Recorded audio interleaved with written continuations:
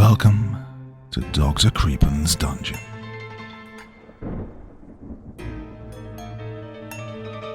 Woodland cabins often evoke a sense of eeriness due to their isolated and secluded nature. Nestled in the quiet, shadowy depths of the woods, these cabins carry an air of mystery and seclusion. The dense canopy of trees casts dappled shadows, creating an environment where sunlight struggles to penetrate.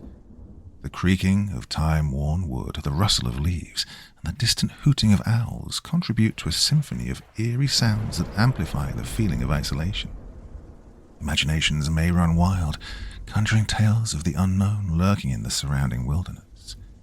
The line between the familiar and the mysterious blurs in the dim light, fostering an unsettling atmosphere that traps into our primal instincts the age-old fear of the unknown that lies beyond the cabin door.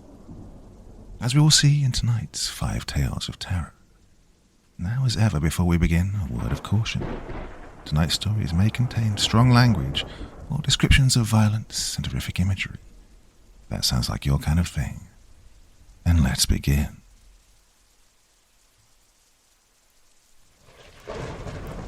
After a 6-hour drive, Ted had finally arrived.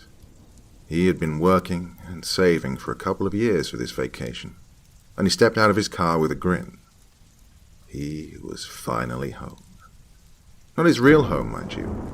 His real home was back in South Dakota. Here, in Maine, just a little north of Sebago Lake, was where he felt most comfortable. He spent many summers here in his childhood.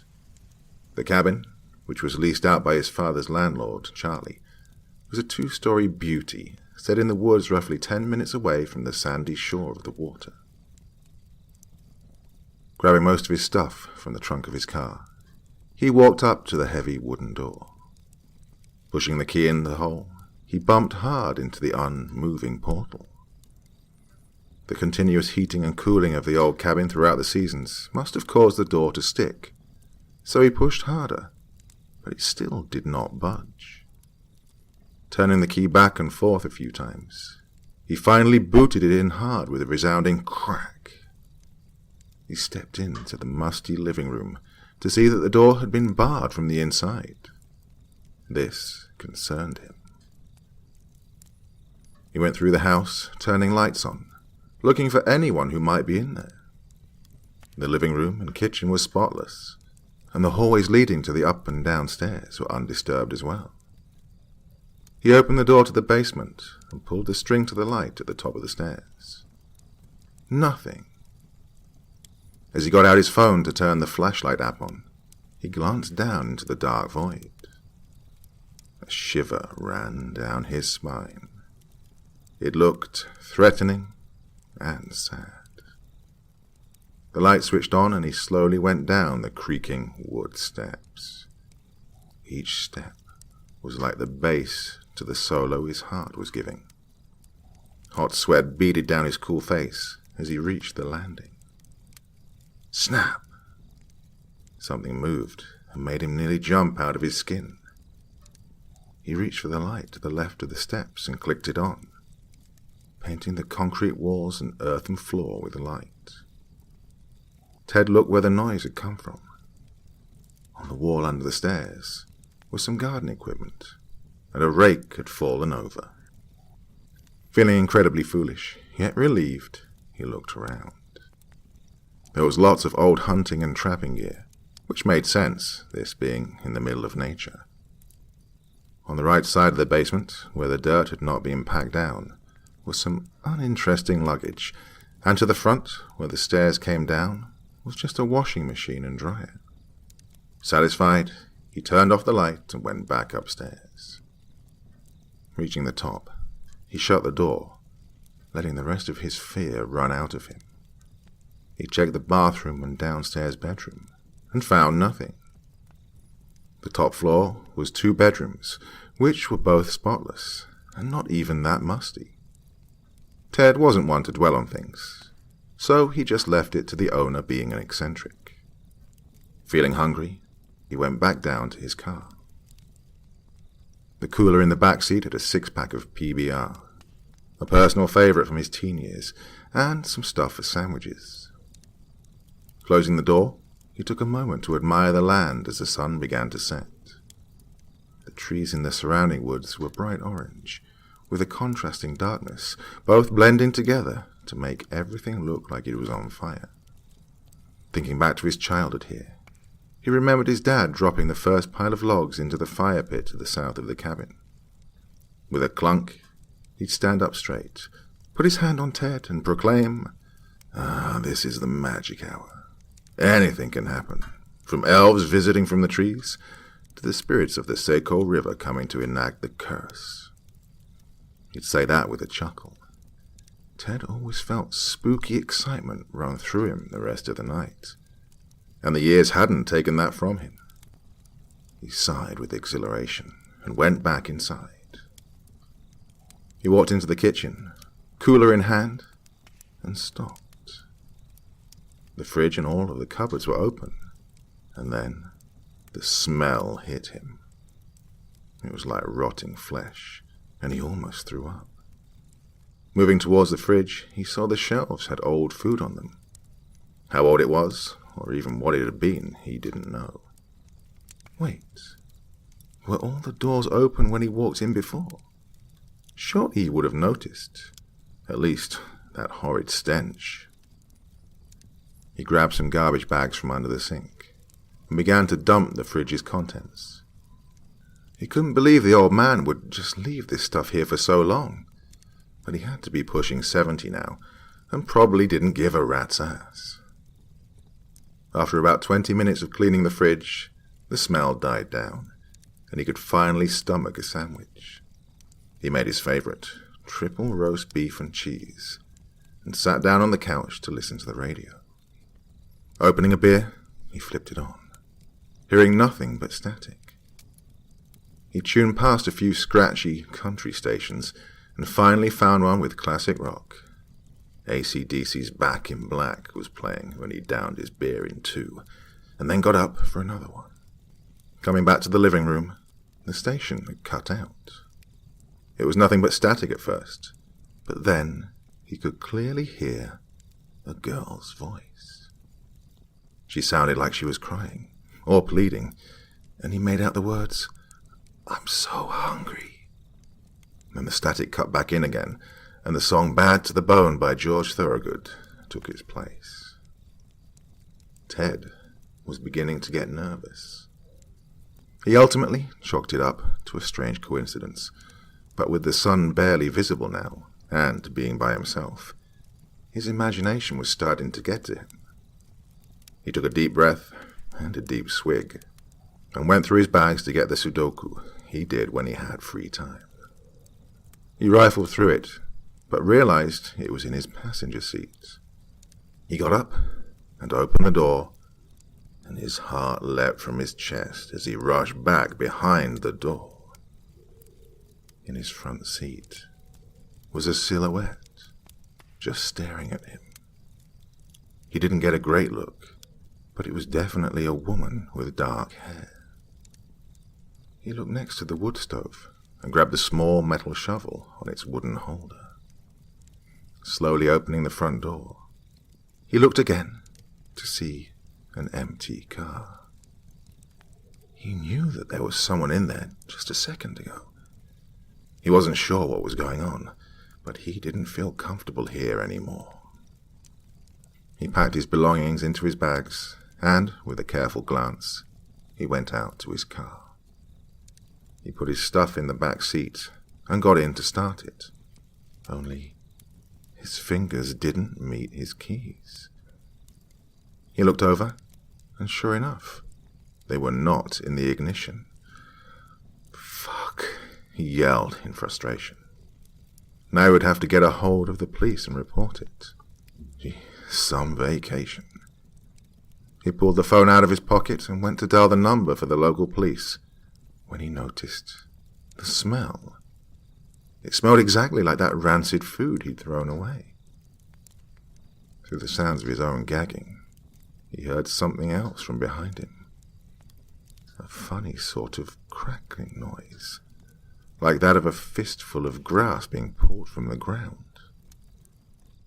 He looked in his rear-view mirror and saw something that made his skin crawl. It was the woman again. Her dark hair, about shoulder length, glistened with something moist. One of her eyes hung limply from her dark, bloody socket. Chunks of meat were missing from her face, and where her jaw should have been, a gaping hole ripped from her cheeks down her neck, and her tongue flapped nauseatingly as if she were trying to speak. He let out a scream he never recognized before. In a flurry of motion, he opened the door, ran back inside, and slammed the door shut. The whole thing felt like somebody was moving his body for him, and he was watching it all unfold from outside of himself. Slowly, he slumped to the ground against the door, his breathing erratic, and his hands around his knees.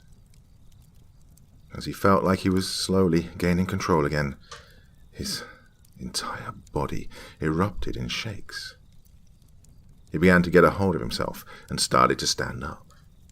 The radio was playing something by Aerosmith, and he went over to the couch. Ted pulled out his cell phone to call the police, but noticed it was out of service. "Figures," he said, as he set it on the end table. He got up and locked the door, putting a chair against the knob for good measure. He made sure all the windows were shut and locked, and went upstairs to his old bedroom. He wasn't going to go to sleep, not after that, but being locked in the room upstairs made him feel a lot better about the whole thing. He kept the light on as he got into bed. There was another radio up here, and he tuned it into a nightly talk show. They were talking about football.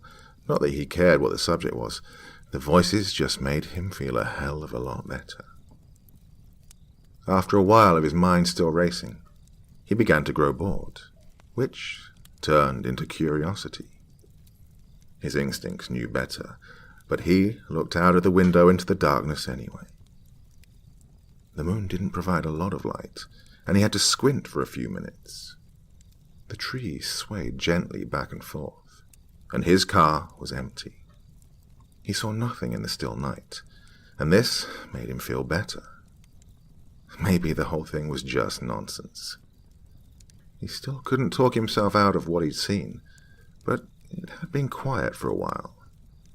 Maybe he was just... He trailed off in his mind as he saw a figure emerge from the woods. It was slim, and when it walked, it was in a jerking motion, like it had no feet, and it just gazed up at him. Ted reared away from the window and thought briefly about going down to get something as a weapon, but there was no way in hell he was going to leave this room. He was just going to sit up here and wait for the morning, and then run to the nearest house.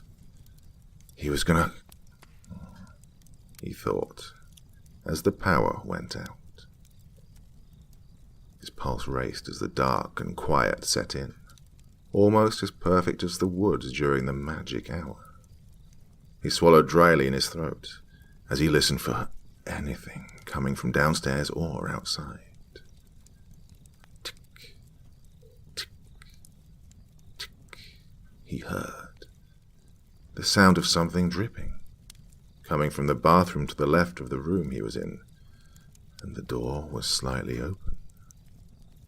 He turned on his flashlight and slowly turned to it. He opened the door all the way, and the light revealed the tub. The shower curtain was closed.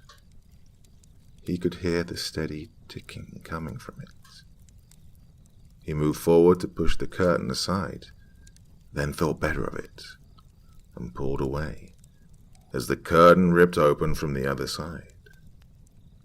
There was an old, fat man in the full tub of water, looking at Ted with hatred. That was when Ted recognized him as the landlord, Charlie. The swollen body rose out of the water and moved in an unnatural way towards him, falling as he reached a large leg over the edge of the tub. Ted backed out of there and out of the bedroom to the downstairs. He grabbed a fire poker and sat on the couch shivering, just waiting for the waterlogged corpse to come down after him. Nothing came. He crept back up the stairs, moving slowly, ready to bash it in with his iron weapon. At the top, he looked into the bedroom. There was nothing, but he still heard the tick, tick, tick coming from the bathroom. Slowly, he moved to open the door. Water flooded the ground, but the curtain was shut. He moved the tip of the fabric, swung it open to reveal nothing. There was no body, or even any water. The faucet was just open enough to allow a stream of droplets to tap the drain. He made his way back downstairs to the couch. I'm going crazy, he thought. I'm losing my mind. He gently rocked himself back and forth when he heard the door creak open. Suddenly, he remembered he'd left the back door unlocked. He jerked his head down the hall and saw the dark shape of the woman. He could hear her joints crackle with every move she made, and she made a disturbing noise from the hole in her neck, her flailing tongue punctuating every noise with a moist smack. Every step let out a sickening thud from her feetless legs, and she was coming closer. Panicked, he turned to run out of the front door, only to find it blocked by their former landlord. With an angry sneer, he charged at Ted. Ted stabbed the poker into his stomach with a wet squelch, and, like a hole in a barrel, dark water began pouring out. Ted's ways out were blocked, so he ran to the basement stairs, locking the door behind him. Quickly, he made his way to the bottom and turned on the light. He was now royally screwed and weaponless. He went over to the hunting equipment. Most of it was just basic supplies, nothing of any real use. But now he noticed the rust color on the bear traps was also on the earthen floor. The wavy patterns looked like it made its way back to the darker part of the ground. He followed it, and as he bent down, that's when he heard a creak from the other side of the room. His head moved over to the lower outside window from the back. It was open, and pushing through it was the jawless woman. She crawled through and fell limply to the floor, unmoving for a moment. Then, in a grotesque display of rigor mortis-consumed limbs, she stood up and started walking over to him. He had nowhere to go. Above, he could hear Charlie slamming against the door, demanding entrance. Slowly, the horror set in as she was now only 5 feet away. Her hands came up, and he closed his eyes, letting out a whimper, knowing that this was the end. Cold, stiff hands made their way on either side of his face, and he saw a vision in his head. A woman was being held in the basement. She tried to run, so someone broke her ankles using bear traps, and then cut them off with a saw when they became infected. Then the scene changed to her begging for food. She hadn't eaten in a while and was looking gaunt. A man was tired of hearing this, so he ripped her jaw right from her, killing her. That man was Charlie. Suddenly, he snapped back to reality, and the woman was nowhere to be seen. Banging could still be heard from above, and he looked down at the uneven earth. Grabbing a shovel, he began to dig.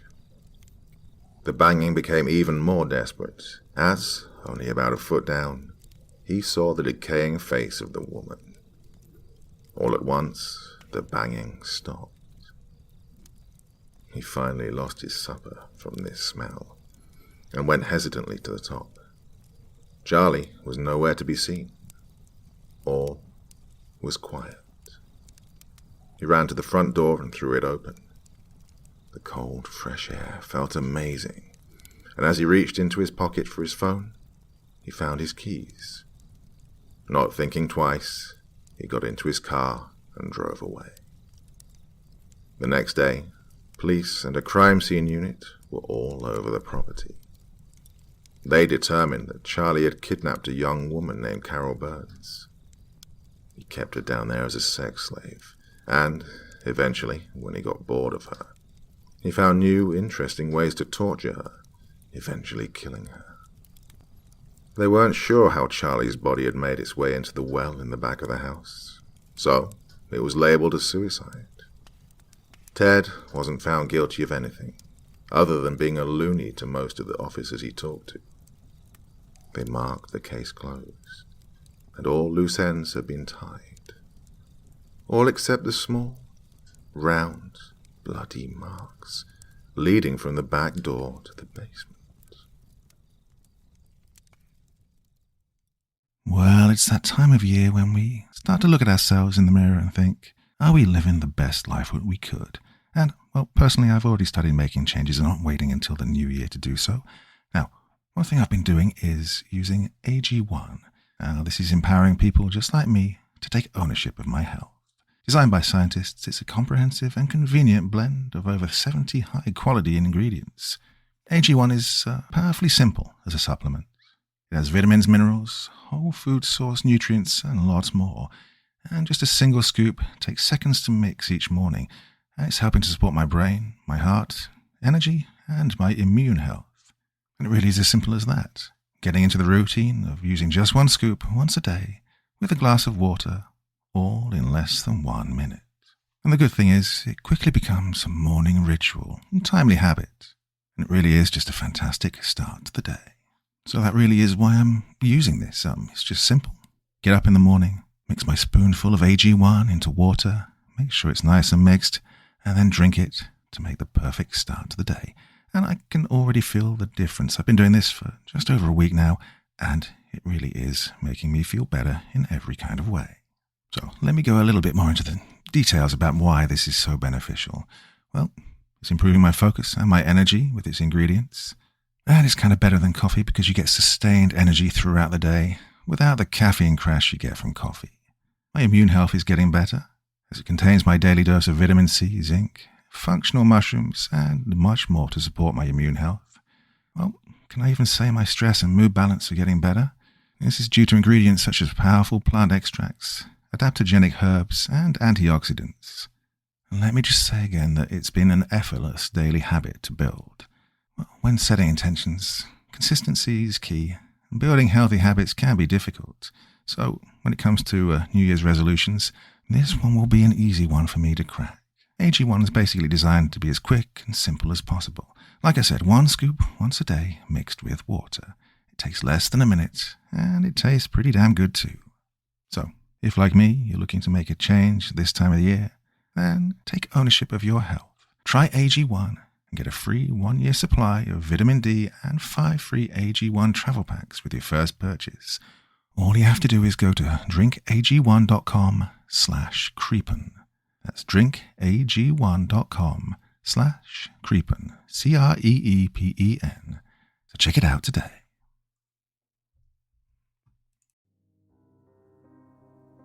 My wife, Anne, and I had always wanted children. I think the nostalgia wore off, though, after our 5th miscarriage. I wasn't prepared for the ways it had begun to wear on my wife. The deep depression and the small ways it had started to destroy our lives. Then we got the news. She was pregnant again over the summer. It offered us back a small glimmer of hope, and we tried to put our fears and anxieties to rest. We were excited, and yet still apprehensive, because of all that we'd endured in the past. The doctors had placed my wife on bed rest, and a special diet as well. We were so careful this time, and we seemed to walk on eggshells whenever anyone would ask us about it. We were frightened we would jinx our new blessings. She carried our child further than she ever had with the other pregnancies. Then, around the end of the 6th month, my wife said she didn't feel well and she needed to go to the hospital. She felt that something was wrong even though we'd just visited the doctor the day before and everything had been fine. That's when the doctor discovered that there was no longer a heartbeat. Sadly, my wife had to give birth to a stillborn child. It was more devastating than all the others that had come before. You see, this time, she was able to hold our little girl. We had a small ceremony for our child and buried her.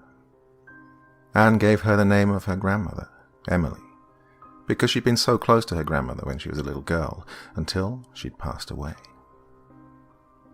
We had made the quiet decision that we would stop trying to become parents and that perhaps it just wasn't in the cards for either of us. We decided that maybe we'd investigate the possibility of adoption when the time was right. But right now, my wife's mental and emotional health was in bad shape. I decided to take her on a nice trip, about 3 hours away, to a quiet cabin in the woods overlooking a national park. When I'd found the cottage online, it was pristine with all its quaintness. It had 2 bedrooms, 1 bath, a large wraparound deck and a hot tub. The kitchen had an old-fashioned stove and the cabin itself had been refurbished to its original state using original wood and stone. It was beautiful, complete with flower boxes on all the windows, with little purple and white flowers that seemed to enhance the fairy tale aspect of the cabin. The day we arrived, I met Sam, the owner of the cabin, where we were lined up for our little retreat. Sam looked like some character you would find in a movie. He wore a flannel jacket and dirty blue jeans.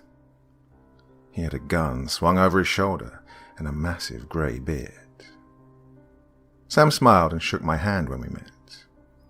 He had a little girl with him, his granddaughter, Amanda. She smiled up at my wife, Anne, who smiled back at her. Hello, I'm Elliot. My wife Anne and I are looking forward to spending the week here. It's a gorgeous little cottage. I looked around, and the woods surrounding the cottage had a field of green grass in between them, and a little trail leading deeper into the forest.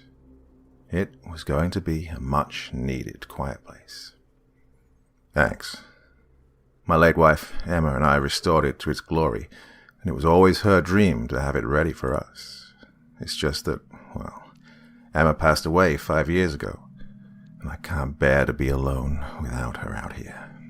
I'm sure you can imagine, Sam said, looking at me and then staring at Anne. Anne seemed very empathetic to Sam, and nodded in understanding. Now I only have my son and my granddaughter here to keep me company, he said, patting Amanda on the head. She sat down on our front steps and was slowly turning the pages of her book. What are you reading? Anne asked Amanda, kneeling beside her. It's a book about the forest here, she said, matter-of-factly. Oh, are there a lot of stories about this place? Anne asked, amused. Just the one about the birds that live in the forest. She then started to laugh. Oh, what kind of birds? Anne asked. Oh, scary birds that have red eyes. She giggled again. Sam looked at me and rolled his eyes. She has an overly active imagination. I imagine she gets it from all these silly fairy tale books her grandma passed down to her. We too have known loss, and that's what brought us here. Needed an escape, Anne said, looking at Sam and then at Amanda with a gentle smile. Well, I think you'll find it to your liking. There's a landline phone because you won't get a signal out here with your cell. Your closest neighbor is about 6 miles away, and that's me. He chuckled a bit, as though he were embarrassed by that fact. I'm sure it'll be fine. I doubt you'll hear anything from us this week, I said, looking at Sam. Well, you'll find everything you need in the cabin. But should you need anything else, you have my telephone number inside next to the phone. I hope you two will enjoy your stay. I smiled, and Anne stood up, wiping off some dust from her pants.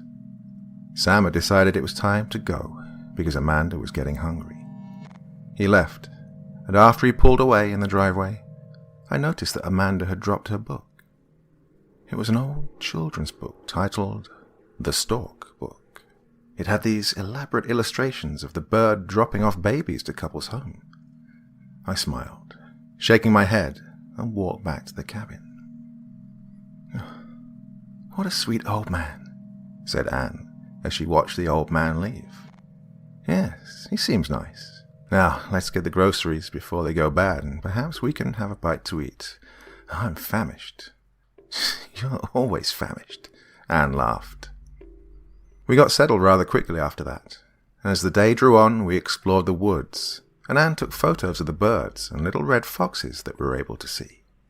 She seemed quite happy, and it was nice to see her smile again. It seemed to get darker in the woods faster than anywhere else. Even the birds seemed to stop chirping earlier than in the city. The forest took on a life of its own, and soon it was dark out.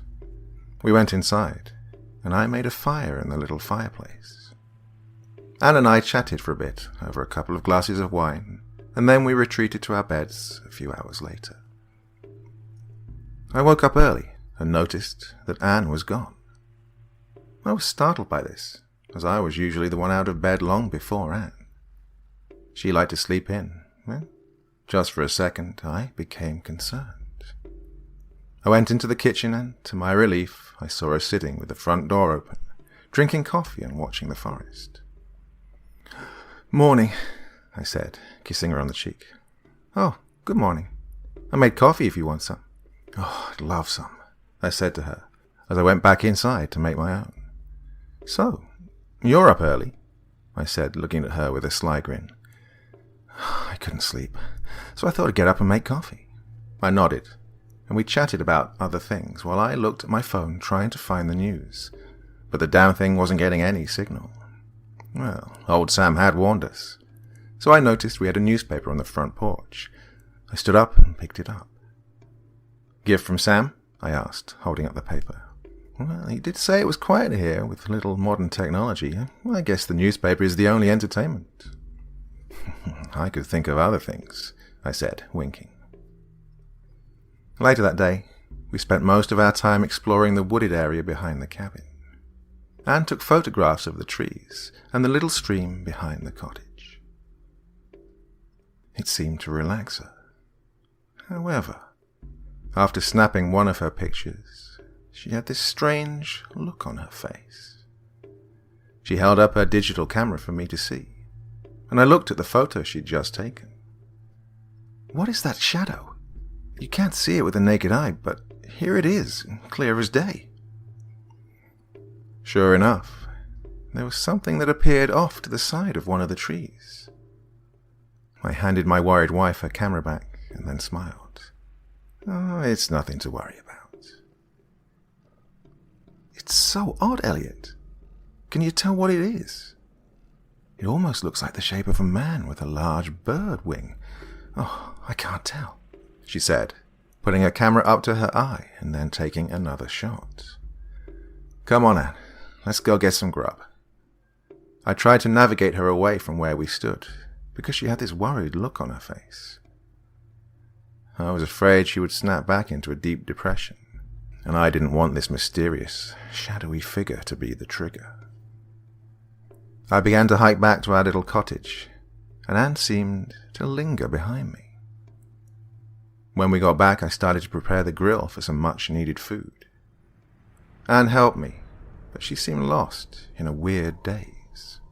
I studied her and tried to make her smile, but even through it all, she seemed not quite herself. It got even worse as the night drew on. I woke up around 4 a.m. and found Anne missing from our bed. I got up, put on my glasses, and then went down to the hallway. When I reached the kitchen, the door was wide open, and there was Anne, just standing in front of the cabin. There she was, in her nightgown, as though she was searching for something. "Anne!" I yelled, but she stood there unmoved. I walked over and grabbed her by the shoulder. "Elliot, do you hear that?" "Hear what?" "It's a baby crying," she said, as a fearful expression took over her face. She grew pale, and her brown eyes appeared black there under the moon that peeked out from above the trees above us. "Oh, I don't hear it, Anne. Please, come back inside." I was getting worried now. I hoped that perhaps she was sleepwalking. I walked her back into the cabin and shut the door behind us.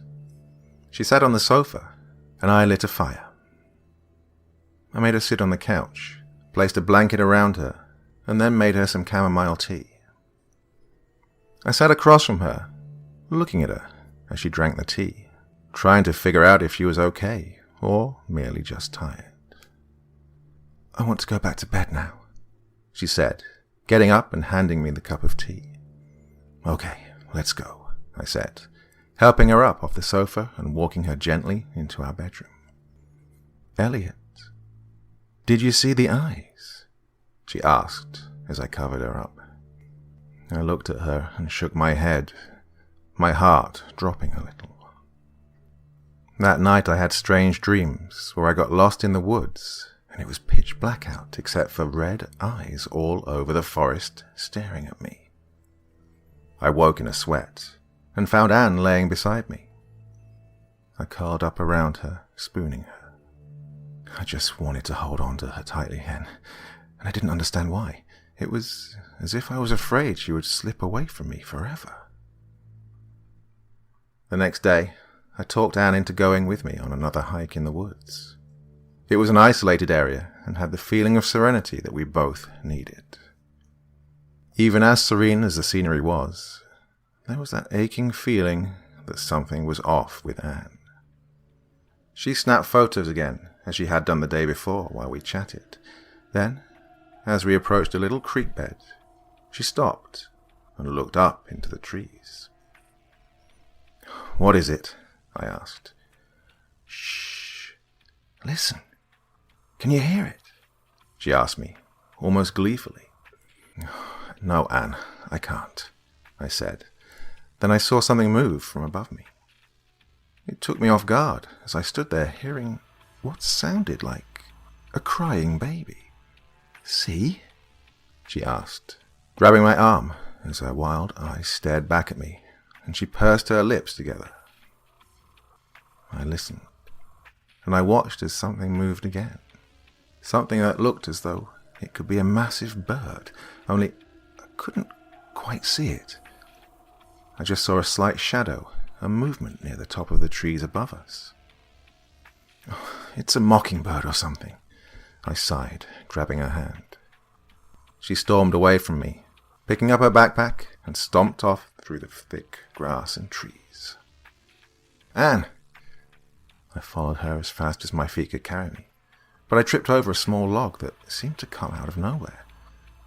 When I looked back up, my wife was about 50 yards in front of me.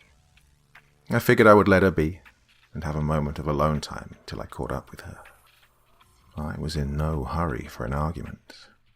I could almost sense her slow detachment from me and the world around her.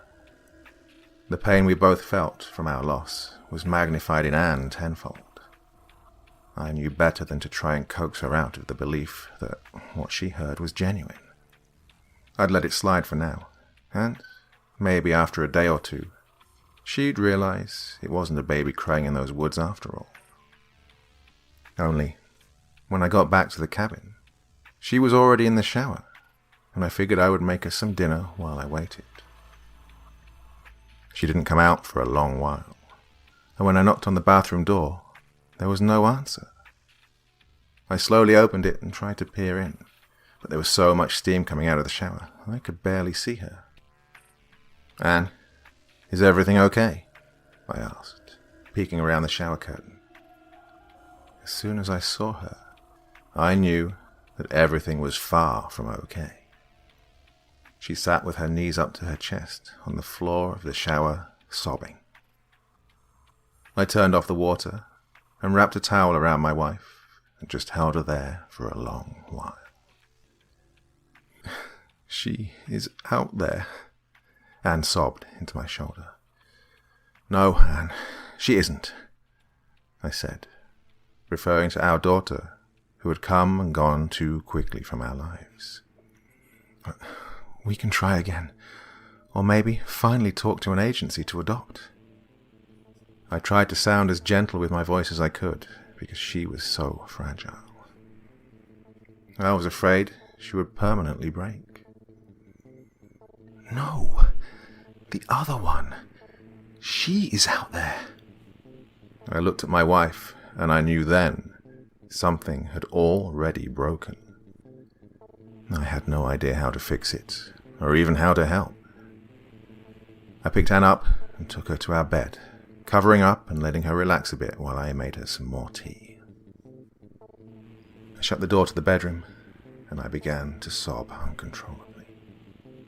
How on earth was I going to help my wife when I was as depressed as she was? I'd been trying to hold it together until that moment, seeing her there so helpless. I wished then that someone or something could carry this pain away from both of us and bring us what we so desperately needed. Well, there is one thing about wishful thinking. Sometimes you may get it. Once things had calmed down a bit, I let Anne go to sleep, and then I cleaned up the kitchen and sat in the recliner. I read a bit, and then, after some time had passed, I fell asleep in the chair. I dreamt strange dreams, and the last thing I recalled before getting awoken from a bitter chill in the air was a dark figure standing in the darkness of the woods, just glaring back at me with deep red eyes. The full moon above the trees cast strange shadows over its features. It was tall, at least 8 feet, with glowing red eyes that changed to black, then back to red, depending on the angle it moved from its massive head. I found myself walking toward it, as it dropped something, from what appeared to be a long beak, gently to the ground at my feet. When I looked at it again, it merely flapped large wings that came out of nowhere and flew up into the sky. I was suddenly aware I was only dreaming, but I just stood watching it in my dream and holding my arms as I shivered there in the darkness. Something jolted my body awake, and then I looked around the living room. The door to the cabin was wide open, and I shut it. Then it dawned on me. Where was Anne? I went into the bedroom as quickly as I could, only to find her gone. Her bed wasn't touched, and her slippers were still next to her bed. In a panic, I ran into the kitchen and then back outside. I ran as fast as my feet could carry me. Anne! I screamed her name loudly and waited for her to respond. That was the last time I saw my wife. Both the police and park officials completed a search. After days, it was determined she was just a casualty of the forest. People got lost all the time in those woods and never found their way back again. I couldn't bear to think of my wife gone forever. I stayed for another month at the cabin.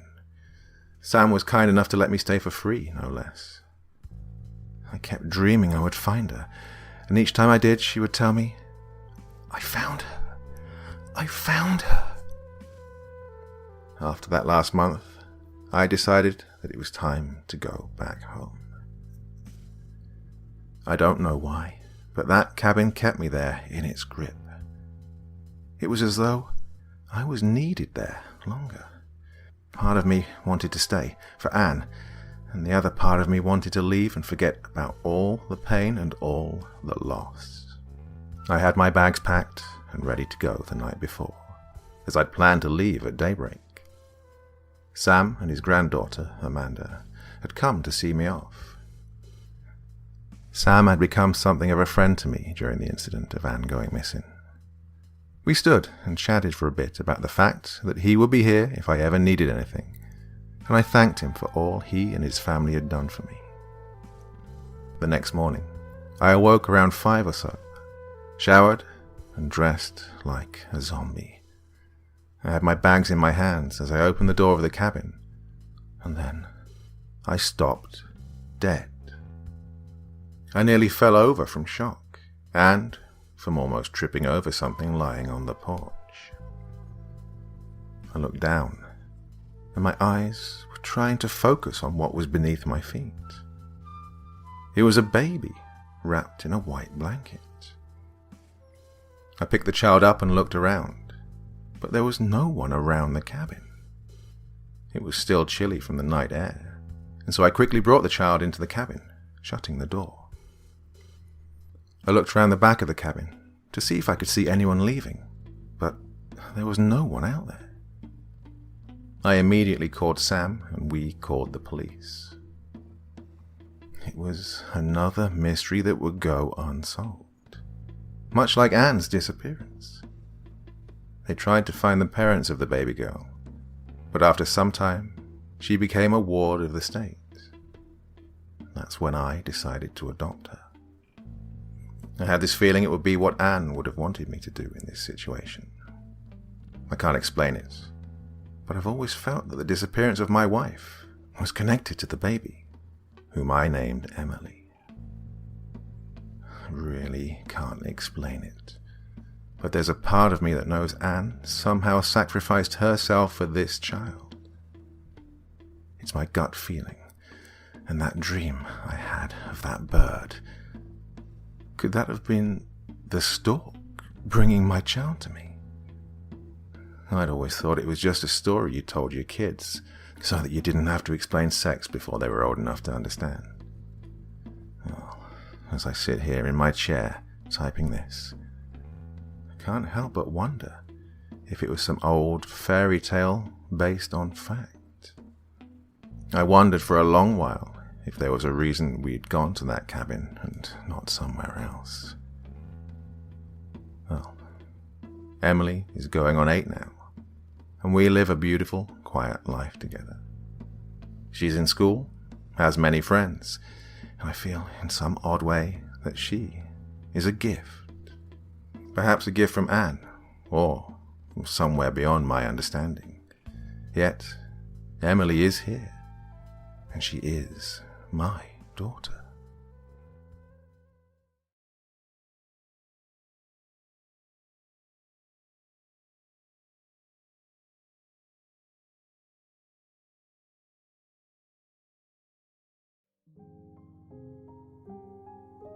Lucas has been trying for the best part of 10 minutes when, finally, he gives up and places his phone in his bag. That's it. I'm officially out of signal, he declares, defeated. No one seems to notice his frustration with the situation, so he digs a little for a response. We'll have Wi-Fi here, right? Chris puffs. You should be happy you've got a roof over your head. We're in the middle of nowhere. Lucas rolls his eyes at the thought of an entire weekend of this. How far now? Nadia's head, which has been firmly nestled into her jacket and propped up against the truck's window for a good duration of the trip, lifts upright, and she squints as she gets her bearings. Chris continues speaking to the group. So I was reading about the land we built this cabin on. The people that once settled here had these... He pauses while he thinks for the correct word, and then releases the wheel for a second as he bends his fingers into quotation marks. These shamans, right? And they'd banish people who had been deemed no longer worthy to live with the tribe. So the shaman would take this person and throw them into this small lake just away from the settlement. If they climbed out, they were free to go. Simple, right? They lived like this for thousands of years. He waits for that to sink in, and then continues. What gets me, though, is that this lake is only about 20 meters round. I mean, it's less than a swimming pool, so how did so many people die? Nadia thinks about this for a second. How do you know so many died? She asks, intrigued. Chris raises his eyebrows. You'll see. It turned out Chris had been wrong, and they were only 25 minutes from their destination. He pulls the truck up along a path shaded by a tunnel of trees that eventually give way to reveal the back side of the cabin. The long wooden logs that make up the outer walls almost make it fit in with the forest, but the solar panels that have been fitted to the slanted front side are a little more out of place. A pipe running along the ground from the lake provides a one-way flow of water. Some of it will be diverted into the hot water cylinder, where the solar panels will have been doing their job all day. Truly, the only thing it needs is time. Time will allow the logs to age, for moss to grow, and for the forest to slightly reclaim the little bit of land upon which the new cabin is being built. Each of them grabs a bag and heads toward the front of the building, and each one of them gasps as they round the corner. Down from a couple of wooden steps leading to the entrance, and through the trees, less than a stone's throw away, is the lake. No path has yet been forged out from the forest floor, and it all looks entirely untouched. The warped tree trunks surrounding the lake are a fuzzy green from a covering of moss, and the thin canopy of trees allow light to permeate through to the ground and glitter onto the floor. The clearing above the lake is an unblemished blue. It takes the five of them a couple of trips from the truck to unload their world for the weekend, although junk food and alcohol take up a majority of the items that aren't clothes. Inside, the cabin is an open-plan lounge area with a wood fire and a small kitchen in the corner. A hallway leads to a double room for Jenny and Josh, and a twin for Nadia and Lucas. Chris is currently on the sofa, but, well, a lot can happen in a weekend. It didn't take long for the drinks to start flowing. In the early evening, Lucas hooks his phone to a Bluetooth speaker and heads outside for a cigarette. He watches as the sun hides further and further behind the trees. Jenny and Nadia are laughing and chatting on the sofa, their drinks leaving watermarks on the wooden table where the condensation has dripped down from the glass. Cards are scattered across the table, abandoned from a game earlier in the evening. Meanwhile, in the kitchen area, Josh's eyes are bright with excitement. You should go for it, man, he says eagerly, unambiguously looking over at Nadia. He turns to Chris and lowers his voice slightly. I'll make sure I put in a good word for you throughout the night. He winks. In fact, I'll take Jen to the woods now, and you go make a move. Before Chris can talk him out of it, Josh is walking over to the ladies. He lifts his chin like a king and places his hand out before Jenny, inviting her to join him. She raises her eyebrows at Nadia, and then takes a large gulp of her drink with one hand and Josh's hand with the other. Together, they walk out through the veil of Lucas's smoke and down toward the lake. You know, you never told me. Nadia advises Chris, biting the end of the straw in her drink as he awkwardly wanders over. He hums and sits down, taking a sip from his own. Oh, what's that? You said once we got here, you'd tell me why you knew so many people were She pauses for dramatic effect. banished in the lake. This isn't quite the way he wanted the conversation to go, but he laughs. Not true. He points out. I said you'll see. She sucks air through her teeth, pretending to be in a predicament. That's true. She admits. Nadia stands up and takes him by the hand. I guess you'll just have to show me. Josh chases Jenny to the lake until her feet are on white sand and she's out of breath. She turns to Josh to plead for him for forgiveness, but he simply wraps his arms around her waist and kisses her. Hand in hand, Chris and Nadia, followed by Lucas, make their way to the small lake as well. Chris was continuing the legend. So, if you don't want to make it out of the lake in the world you left, it means you have been sent to join. Mocking her, he pauses for dramatic effect as well. The Banished. In this place, you will age forever, slowly losing knowledge of everything you once knew. Your body will hunger for human flesh and will deteriorate until, after hundreds of years, the hunger forces you to throw yourself back into the lake, knowing it will mean certain death. Once they reach the lake, Chris bends down and scoops up a handful of sand. It's pure white. Nadia says. Chris stares at her for a couple of seconds. It's bones. He says. Once you jump back into the lake, your bones just join the rest of the Banished in this world. He rubs his hands free of the human remains and then points to the water. In the dim light of the sunset, the surface is so still and clear, it looks as though molten glass has crept up through the ground to encase what lies beneath. On the lake bed, eroded hips, kneecaps, and every other bone in the body can be seen. Chris dips his arm in the water and retrieves a skull worn smooth over time. That's amazing, says Nadia, taking the skull. Lucas dips his hand into the water and picks out a slightly curved, smooth, and flat bone. It will be impossible to tell which part of the body it came from. He skims it along the water and exhales a puff of smoke. Jenny screams, and the three of them turn their heads to see her kicking the air as Josh, laughing, lifts her onto his shoulders. He takes a few paces forward until the water is up to his thighs, and then launches her into the lake. Water settles. Seconds pass. Josh's laugh slows until panic stops him from breathing completely. Jen? He asks, hesitantly. Jenny? He waits another couple of seconds. Beneath the surface, all he can see is white. Jenny? He shouts. Chris, Lucas, and Nadia share a look, and then all three rush over to help. Chris and Josh dive in to search the water. Lucas scouts the surrounding area, while Nadia checks the cabin. Jenny is gone. Jenny jumps out of the water, flicking her hair back and feigning anger. She wipes the water from her eyes and sees immediately that everything is different. She is alone, and the air is heavy with silence. She calls for each of her friends by name, but her voice barely travels in the thick air.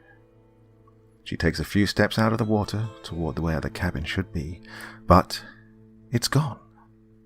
Around her are only trees with long shadows, dipped in gold from a setting sun. Dread clutches her. Jenny steps out of the water warily. Between the trees, and quite some distance away, she sees a figure. It had been human once. Quite when or how it had become what it is now, it had no way of knowing. For years, it has wandered the banished lands. Over time, clumps of purple and black tumours have grown, and now they extend the size of a rucksack on its back, where a vile black liquid seeps out from within the cracks and drips between its feet.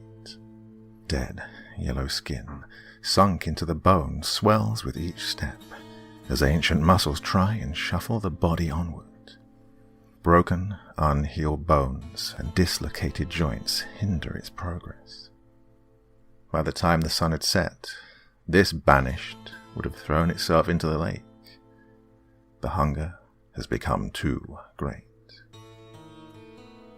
The situation has rendered Jenny somewhat cautious, but despite this, she calls to the figure and breaks the silence around her. From behind, she carefully moves toward the shape.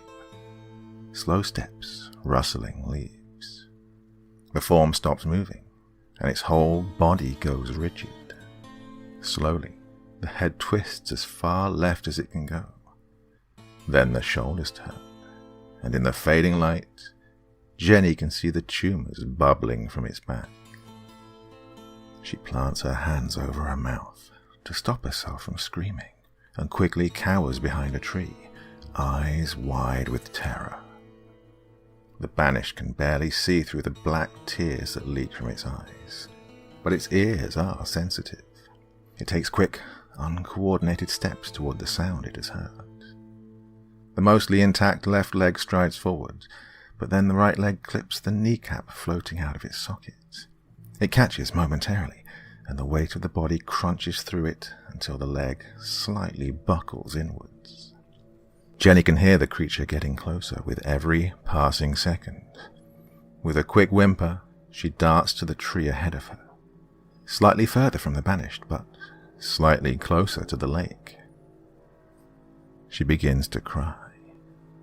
Her tears are black. It's impossible. Josh protests. He's soaked through from the lake, his hair matted against his head, eyes wild. It's the only explanation. Nadia says, collected. She, Lucas, and Chris had decided the story sounds better coming from her. We should bring her back. Chris adds. I know it sounds crazy, but we need a blood sacrifice. It allows the banished to get back through without... He doesn't want to finish the sentence. Josh marches up to the cabin without another word. He rips open the door, grabs a small knife from the kitchen in the corner, and proceeds back to the lake. In the water? He asks, restless. The three of them nod, and Josh makes little noise as the blade slices down his palm. He squeezes his fist, and the first few drops of blood drip from his hand. It's almost dark. Jenny darts from tree to tree to avoid the thing hunting her footsteps. From between two trees, the banished spots a blurred figure through hollowed eyes and lets out a pained wail that echoes beyond the forest. With a long, labored breath, the creature begins to run. It only manages to remain upright because the hunger is more powerful than any pain. It sprints from tree to tree, the left leg still crunching and buckling with every step. It grapples the trunk for a second before heading off in a more narrow direction. It's getting closer. In the near distance, the scream has alerted more banished. One, close to the lake on the other side, is standing upright and looking straight at Jenny. Purple and black tumors bubble around from the left shoulder, and the same black liquid covers the body from the chest down. It wails and, unhindered from broken bones or dislocated joints, begins to run. Jenny rubs her eyes and struggles to hold in a scream when her fingers are sticky with black liquid. She rubs it off onto her blouse, staining it with 2 black hand impressions. She turns around to see how close her original hunter is, when, suddenly, out of the darkness that has settled over the banished lands, hundreds of tiny lights appear. They are about waist high, shaped like a basin and speckled like paint flicked from a brush. And there they hover, in the middle of the forest, just up from the lake. Slightly further away, more of the speckled lights lay out in a perfect square, just above the ground, illuminating the dead leaves and grass beneath.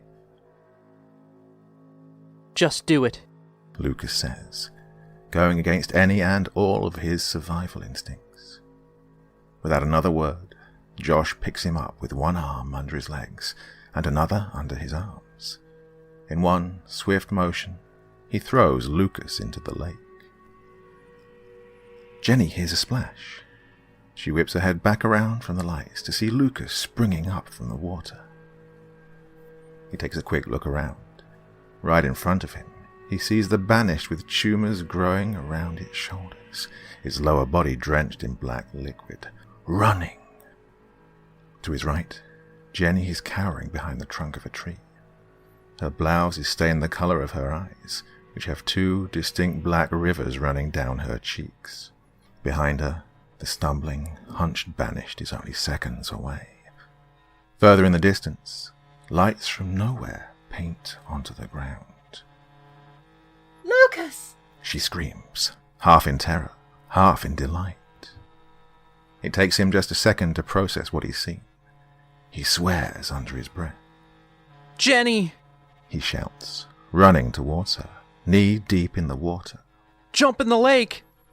She runs towards him, and they meet at the shore. Without hesitation, they sprint back into the water and hurl themselves beneath the surface. The 2 banished are not far behind. In the near distance, another has been drawn to the noise. Jenny and Lucas leap out of the water, and Josh immediately runs to their side. Jenny's cheeks were washed clean of the fluid, but her blouse bears the marks, and the entirety of her eyes are pitch black. Josh's jaw drops open for a split second, and Jenny whimpers against his chest as he accompanies her out of the water. Lucas flaps his hand at Nadia, and she passes him his cigarettes, and he lights one shakily. Let's get the fuck inside, he says. Jenny downs a couple of glasses of water, and Nadia refills it every time. Chris gets a bath running, and then they all sit in the lounge as Jenny recounts her story. From seeing the creature with the tumours, to the lights on the ground, to Lucas and her diving back into the water. Oh, shit, Lucas whispers, staring out of the window. From the settling water in the lake, a head appears, followed by a pair of shoulders with purple and black tumours arching around to the left.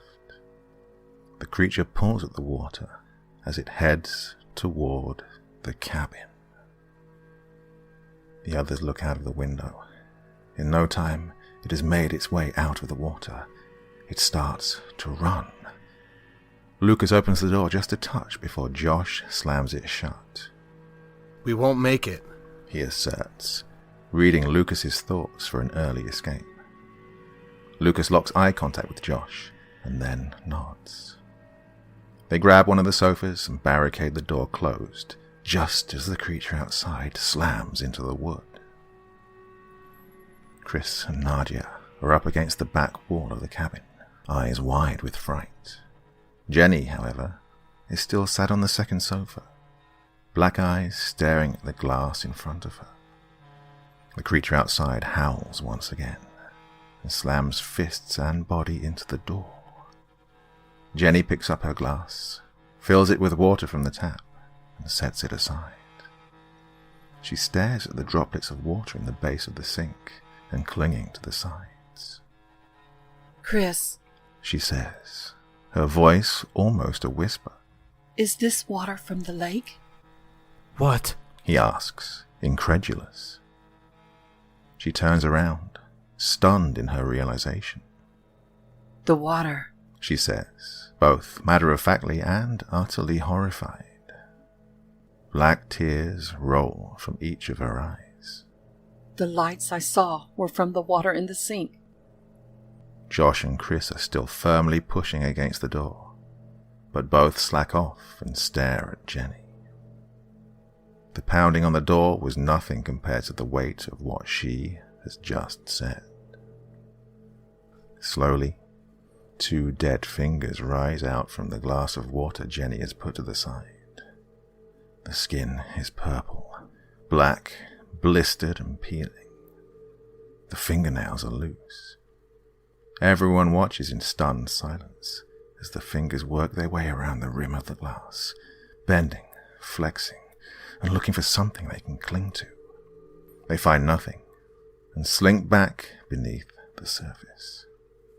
They can all come back Jenny cries, black tears falling from her eyes. through the water. They can all come back. A couple of very long, heavy seconds pass. I drank the water. She whispers. This is the last thing Jenny manages to say. From within her stomach, a dead hand reaches out and grabs her flesh inside its fist.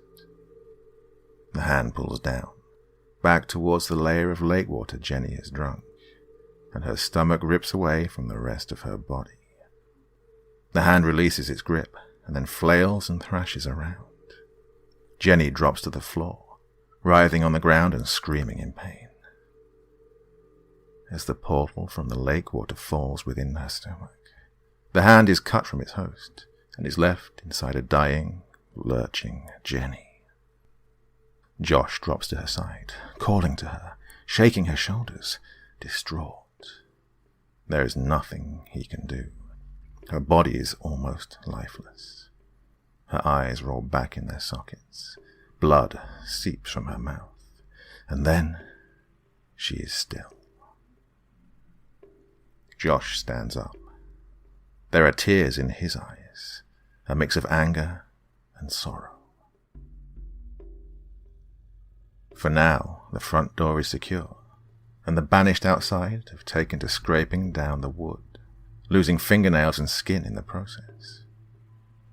Jenny's body is almost still when Chris, helplessly running his hands through his hair, looks over to Josh. The bath. He says. Josh picks up the hatchet from the side of the unlit fire and marches over to the door. He stands outside for a brief moment, listening to the water falling from the tap. Chris is right behind him, while Lucas and Nadia are back against the front door. Josh slowly opens the door, and the brand new hinges ease open silently. Before the two young men, a single banished attempts to climb out of the half-full bath. Its face is a deluge of tumors and weeps black liquid into the water, against the porcelain and onto the floor. The creature had obviously needed to lie down to climb back up through the water, but doesn't appear to possess the capacity to heave itself upright. For a brief moment, the two of them stare at the thing. It wails and thrashes around in the water when it notices them.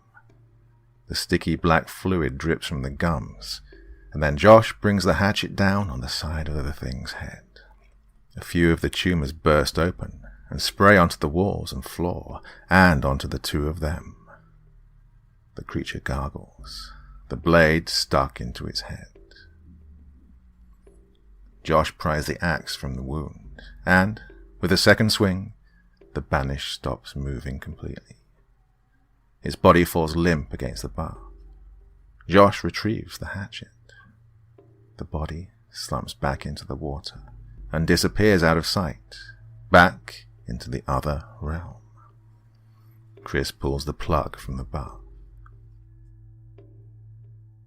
The four of them regroup back in the lounge. We're gonna make a break for it, Chris says, sounding more hopeful than he really is. Nadia and Lucas nod. Chris picks up a few of the sofa cushions and passes one to each of the unequipped survivors. Use these as a shield. Lucas, you open the door. I'll take it down. Jess is gonna kill it. He pauses for a second, while Nadia retreats, and the three of them get into position. 1, 2, 3! He shouts. Lucas whirls the door open, and Chris sprints through the gap, slamming into the banished that had lost all of its fingernails and burst a majority of the bubbles around its shoulder.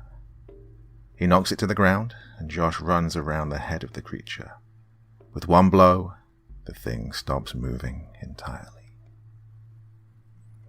Nadia runs out of the cabin, and all four of them stare towards the lake. At least 3 more banished of varying states of decay are emerging from the water. Another head appears, then another. Go. Josh says, solemnly. Get to the truck. Lucas, Chris, and Nadia begin to run. Just before he rounds the corner, Chris looks back. Josh isn't running with them. Josh! He yells, but he doesn't turn around. He circles the hatchet around in his hand and plants his foot back in a fighting stance. 3 banished have left the water with varying ease. Chris turns back to the 2 ahead of him. Go! Go! He says. Let's go! Chris hops in the front of the truck. Lucas and Nadia jump in the back. Josh hears the truck start from behind the cabin. He is ready to fight every one of these creatures. He takes a couple of steps backwards as the closest banished strides ever nearer. From around the side of the cabin, the truck swoops round. Chris accelerates and crashes into the banished halfway up from the lake. He leans over the passenger seat and opens the door. Get in, hero. Josh is dumbstruck. He pauses for a second, but then jumps into the car. Chris spins the wheels and whips the less than agile truck around the far side of the cabin, back onto the trail, and away from the lake, as fast as he possibly can.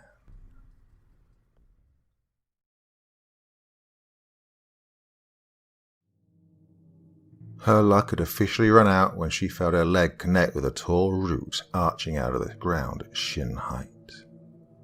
without so much as a second to curse. The young woman toppled to the ground in a heap, scraping along the dirt and leaves before coming to a stop in a moaning, defeated, miserable pile. Her fair skin was smudged with dirt. Her long auburn hair was tangled in a mess of pine needles, twigs, and burrs. Her simple, light blue dress was all but unrecognizable from all the brambles and scrapes she had endured in her flight. She knew these woods like the back of her hand, and even in the dark she'd know her way around if she were blind. But tonight she had gone too far, and even with the light of the full moon to guide her, as she laid on the forest floor nursing her bruised leg, she had to admit defeat. She was utterly lost. The girl had known this time would come, and while she also knew that escape was certainly hopeless, it was better than meeting her fate in the isolated ranch house deep in the forest that had become her prison ever since she married that man.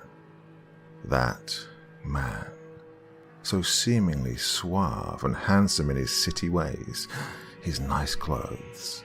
A man who could speak with a feather-soft voice one moment and bite into her soul the next. Just like the way his leather belt bit into her flesh. 3 years she surrendered to his abuses, his tirades, his endless controlling of her. There were no friends to see the bruises, no family to see her tears. Just her and that monster who made this poor young woman the sole focus of all the darkness in his blackened soul. But no man, no matter how evil, brilliant, or forceful, can go forever without making a mistake. That night, he'd had too much to drink. The fire water had made him clumsy and careless. She managed to trip him, stunning him when his head hit the wall, and to her joy, the door had not been padlocked. With no hesitation, and just the clothes on her back, she bolted into the night, his furious roars fading into the distance as she ran into the darkness. She felt no small amount of relief when she found that, while painful, her leg was not broken, and she could put her weight on it. It was swiftly bleeding, however, and she'd have to get it seen to when she found a town. If I find a town, she thought to herself. That would only come by sheer luck, for she had no clue where she was. Never in the past half of a decade had she ever gotten so far away from the house, and even if she had, the night masked everything in such a way that not only made her lose her way, but made her feel small. It was all she could do not to curl up in a ball and cry. "Ain't no time for that," the woman sternly told herself, speaking aloud for the first time in a while, no longer afraid of a backhand. "You're a big girl, and big girls don't cry. Big girls keep chugging along." And dusting off her blouse as best she could, so she did, albeit painfully as her shin had begun to swell. Her footfalls became heavy, as her endless sprint through the forest had taken a toll on her energy. And just as she finally crested a small hill, hoping to get her bearings, she felt that her legs would give out altogether. And then she saw it. Ahead, in a little clearing of brush and tall grass, lined with tree stumps, was a log cabin. It looked to be little more than a big shed, and was roughly built, but looked solid. There was a single window by the sturdy-looking front door that pulsed with a dim but distinctive red light. "Oh, I must be dreaming," the young woman said out loud to herself. "Shouldn't be nobody for miles." Then, as she blinked to clear her vision, as if something in her eye could be playing tricks on her, she saw a shadow move past the window. Someone was home. Something must have come over her, for, exhausted as she was, the woman began to stumble towards the little house, tears running down her face and stuttering incoherently as loud as she could.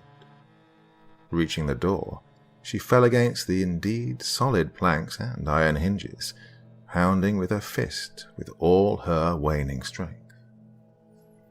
Somebody in there? Please, help me. Please. Somebody. Anybody.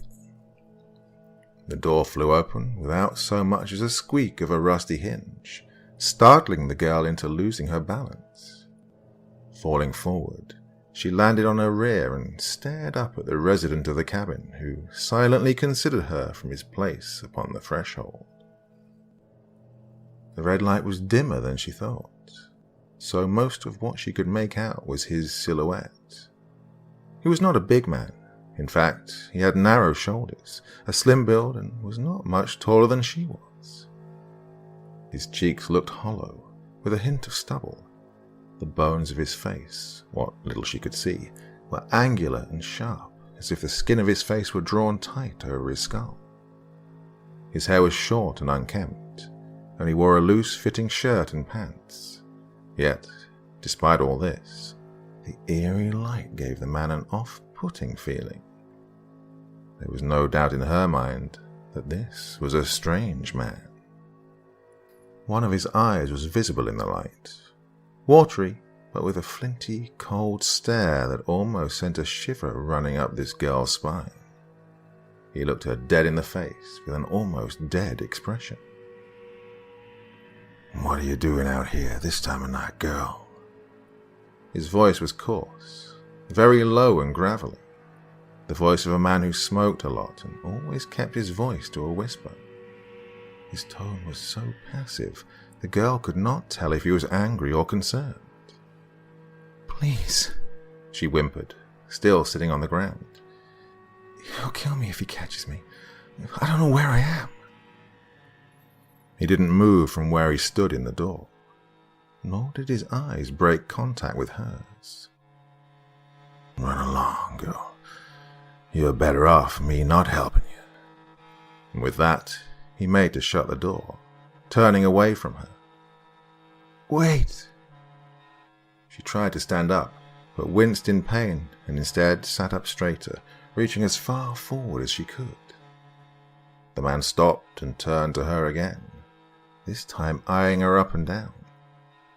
His eye finally drifted to her leg, which was visible in the dim glow, and he saw her wound. He looked back at her face, then to her leg, and, for a moment, she could have sworn she saw the look in his eye soften a little. Letting out a sigh, the man swung open the door again, standing aside to let her through. Best get inside then. Can't have you limping around the woods all scraped up like that now, can we? The girl could not get inside the house quick enough. Standing up, successfully this time, she hobbled into the home and plopped down onto a roughly built stool the man had provided for her. Now inside, she got a better idea of the cabin's layout. It was sparsely furnished, and all with what looked to be handmade furniture. There were 2 stools, some crates, a small stove, a table, a pile of wood, and a bed in the farthest corner from the door. On a small box next to the bed was a lamp, its glass case coated in some kind of red paint that tinted the light it gave off. The man shut the door behind her, but he did not bolt it, and he turned to face her, now with the light fully upon him. He was indeed not a big man. He was very thin, and his face was the most haunting that she had ever seen. His eyes were sunken, irises so blue that they almost looked white, and he looked like he'd not shaved in a week. Dark bags hung under his eyes, and his unkempt hair only added to the image of a very bedraggled creature. He looked like he should have been in his late 30s, no older than the girl, but the air about him made him seem incredibly old, weary, and spent like a dying old mule. He advanced to within a short range of her, and knelt to examine her wound. He brought his face close to it, and sniffed it a couple of times, and she felt his hands clench a little tighter for a moment before loosening their grip. She was surprised at this, but he seemed to pay her no mind. He poured some warm water from a kettle on the stove over the wound and began to dab at it with a handkerchief he withdrew from his breast pocket. The water felt soothing, and his hands, while knobbly with spindly fingers, were very gentle.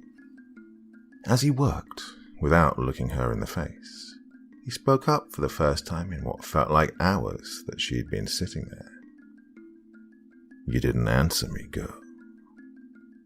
She snapped back to reality, having nearly dozed off. The night's events had taken their toll on her. "Beg pardon?"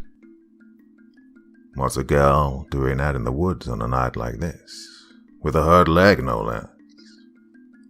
She wasn't sure whether or not to trust the man with the truth just yet.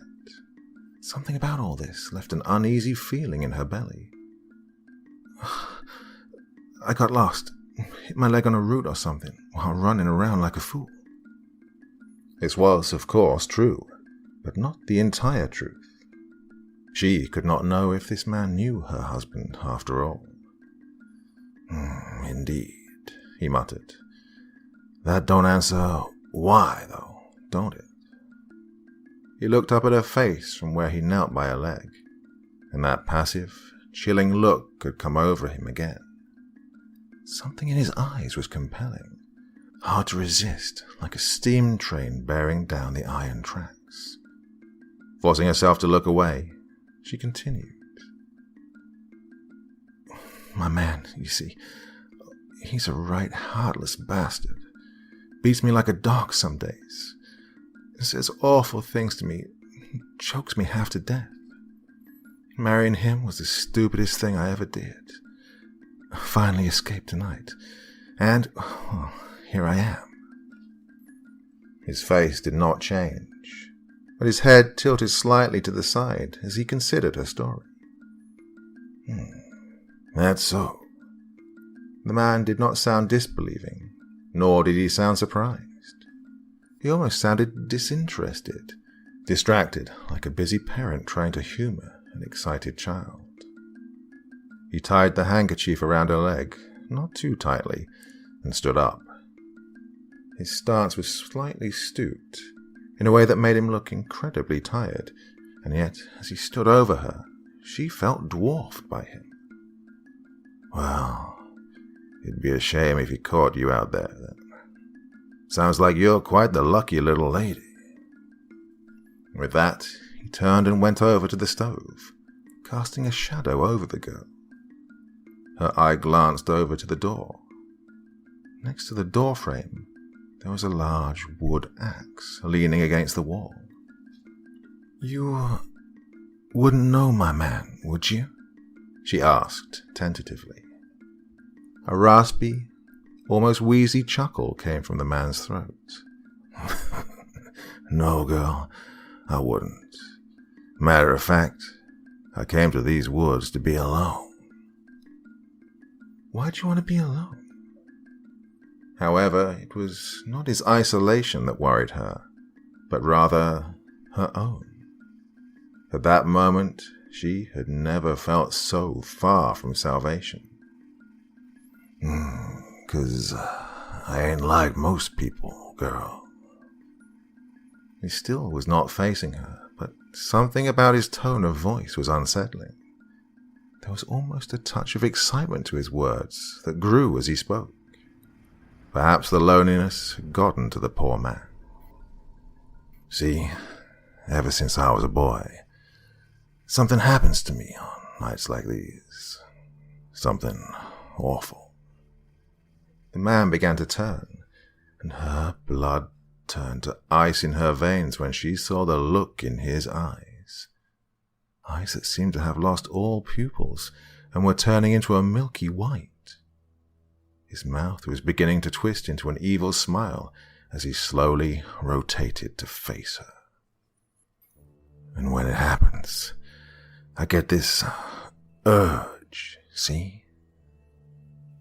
He took a step towards her, causing the girl to squirm instinctively in her seat. The grin stretched across the man's face was inhuman, and his neck began to twitch. She could have sworn that suddenly He'd grown in stature right in front of her. There's fire in my belly. It starts to burn me up from the inside out. I feel like I'm dying. I gotta get what I need. And you know what I need, girl. He began to move closer, and, in her panic, the young woman fell off a stool and began to back into the corner of the cabin. Even the screams she so desperately wanted to release were frozen in her throat. You ever been so hungry you feel like you got live coals in your belly? Like you got boiling water in your veins, like molten iron in your skull. The man moved slowly but inexorably, pinning her in the corner with no escape. Oh, ain't no one ever been that hungry but me. God, it hurts. His voice climbed in volume and pitch, the excitement and fervor in his voice building so high it threatened to burst the top off the house. I told you, girl, you'd have been better off lost in the woods. But don't worry, at least it won't hurt you as much as it hurts me. He raised both hands towards her face, only inches from grabbing her with those long fingers of his. Her eyes flicked futilely to the door, and the breath hitched in her throat. The door was open, having swung open noiselessly, and the axe was gone. There was a sickening crack like the sound of a breaking tree branch, and, for a moment, the strange man's eyes returned to normal as a look of shock came across his face. He groaned once and collapsed to the floor, dead as a doornail. The axe, its handle still quivering, was buried deep in the middle of his back. The blow had fallen dead center on his spine. The momentary warmth of relief froze as cold as ice when she looked up, and dread robbed her of any words of thanks when she saw the face of her savior. Her husband stood there, panting and furious. His eyes were still bloodshot from the drink, and the sheen of sweat glistened on his face. He'd always been a burly man, a naturally strong specimen, vital and overpowering like the whiskey he guzzled almost every night. Compared to the stranger, who he had just killed with their own axe, he seemed like a giant. Fuming, he grabbed her by the collar of her dress and yanked the girl to her feet. Nice try, you silly little bitch. Gave your man an awful scare. Something could have happened to you. His tone was mocking, with not a tinge of concern to be heard. You know what this means when we get back home. She struggled as best she could, clawing against his grip and trying to squirm out of his grasp. But even drunk, his hands were like iron clamps. She may as well have been trying to wriggle out of the stocks. She kicked at his shins, distinctively hitting bone with her shoe and earning her a pained grunt. He released one of his hands and delivered a backhand to her face that blasted stars across her vision, knocking her to the floor all the way to the other end of the room. She tried to sit up and shield her eyes, but the room seemed to swim. He towered over her like a tree. She might as well have been resisting a mountain. In her despair, the girl could have sworn she saw something move in the corner behind her husband. He leaned down to grab her again, and she shut her eyes, bracing herself for the pain of another attack. You know what's worse than feeling hungry? Said a raspy voice. She opened her eyes again, and the husband froze in place. The stranger's hand twitched, then clenched, placing its palm on the floor and pushing upwards with a sound of splintering bone. He arched his back and got to his feet, the axe falling out of his spine with a squelch. The eyes were now almost glowingly white, and a scowl covered the man's face, revealing a set of sharp teeth. In the red light, the girl must have misjudged the man's height. Now he stood a head taller than her husband. His limbs seemed longer than she remembered. His arms and legs and now small body made him look like a huge, crooked bipedal spider. Making me angry. Before the girl's vile spouse could react, the stranger grabbed him by the neck with both hands, lifting the spluttering, choking abuser as if he were made of straw. Those limbs, spindly and thin as they were, must have been hopelessly strong. He struggled against the stranger's grasp like a fish on a hook, the life rapidly being choked out of him as he kicked against thin air. As the husband squirmed and writhed with what strength he had left, the creature looked down at the girl whose head had now cleared, and only sat on the floor watching in sheer terror, the shock having robbed her of words or flight.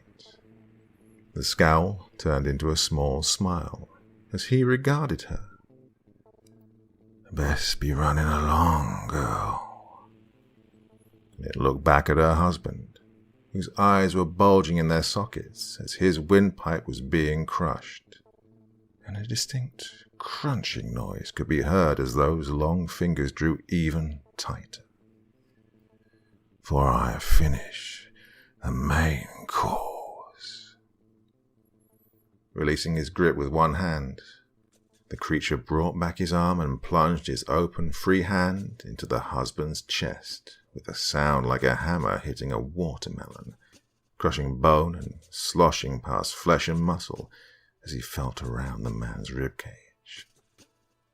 The husband gave one last twitch and then hung limp, his wet laundry left out to dry. As the girl got up and made to leave, just before she left that cabin for good, she saw the creature retract its arm and withdraw with it her husband's steaming, sopping, wet heart.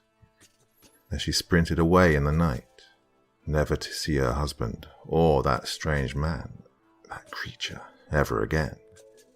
In that moment of shock, a fit of laughter came over her.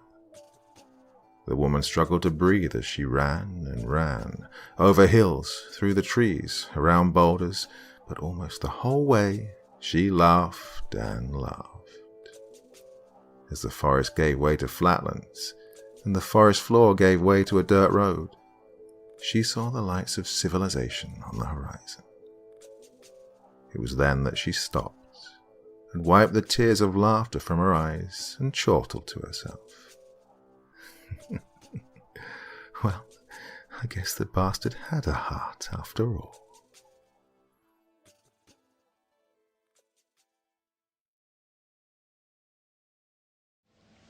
A cabin versus a killer from the stars. Frost collected on the windows as we drove further into the woods. Next to me, my wife of 8 years and bringer of many headaches. Now, I'll be fair, I contributed to some of those headaches for her as well.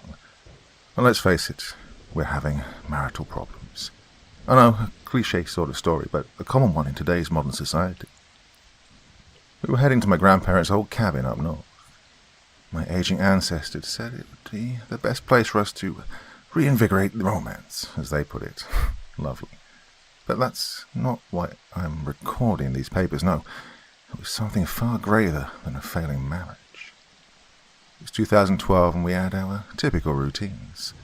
I was an entrepreneur, investing in the stock market with the hopes of making it big. To make the money in this risky scheme of mine, I had to work a regular job just like everyone else, though. I worked in a factory for cars while my wife, Cassie, was trying to become a hairdresser. The topic of money was always a strenuous issue for us. Constantly we fought about where the money should be going. Cassie believed that we should save as much as we can, while I was more willing to take the plunge into the market and try and milk this capitalist engine for all it's worth. Well, as you can see, putting those two together created a nasty scenario where two people who wanted to have the best of youthful intimacy slowly got destroyed by the years of conflicting interests. I still thought she was the most beautiful woman in my life, but the way that she stood in the way of my goals for a better life was starting to make me question this relationship to go on, and hence the cabin. Now it's December, and it's getting close to that date everyone seems to be obsessed over. The end of the world. What a load of baloney. So anyway, that's a little background as to why we're going out to the woods. But the drive itself was unbearably quiet. Not once did Cassie say anything. She didn't put up much of a fight either when I suggested that we go out to the cabin. Deep down, I think a part of me wondered if maybe she thought this was all in vain and wanted to get it over with. I believe a part of me believes that as well. Perhaps this is all a wasted effort, and the end result will be our inevitable divorce. Well, who knows? There's always that slim chance. When I looked up at the sky, I saw that there was a meteor shower already happening above. "Hey, Cassie, look," I said, with childish delight. She looked up from her window with a stoic expression, but I noticed a slight twinkle in her eye. From what I could tell, she was surprised to see such a glorious display from the beauty of the stars above. Although astronomy was always more her thing, I still found joy in the little things too. Well, I admit I wasn't expecting that. Right, once we're at the cabin, we could, just hit me when I realized it. I had no plan going forward. My goal was to get her out of the house. What are we supposed to do the moment we get to that cabin? It's not like I'm going to ask to be intimate right then and there. You've got to work things up to stuff like that, especially with how strained our relationship is. This was going to be more debilitating than I thought. No matter what scenario I thought of, nothing seemed appropriately timed. Make her dinner. I'm watching TV. It sounded kind of stupid considering that we did a whole lot of that back at the house. Frankly, I'm not the most creative when it comes to trying to mend a relationship. "Hey, want to go for a walk later?" she cooed. My eyes drifted over to her, looking at her as she fidgeted with her long, light blonde hair. A small smile grew on my face. At least she was trying to make an effort too. Well, perhaps there is hope after all. "Sure thing, Cassie. I don't mind." Once we arrived at the cabin, it was within no time that we settled in. Although fully furnished, there was dust everywhere. Surprisingly few cobwebs, so spiders weren't going to be an issue. The old cabin-like aesthetic with furniture that looked like it dated back to the 1800s and was handcrafted made the entire home feel like it was holding some dark secrets of a mysterious past. Thankfully, my grandparents had been smart enough to remove any food from the house before we arrived. Yeah, the last thing I'd want is to see year-old spoiled food everywhere, forcing the two of us to clean up any more than we had to. Well, the only thing I was concerned about was that I spotted something in the closet of the bedroom. My grandfather's guns. Couldn't you buy a gun safe, old man? Cassie peeked over my shoulder and said, "Why is that even here?" My grandpa was a gun lover. What'd you expect to find here? Those things should be melted down.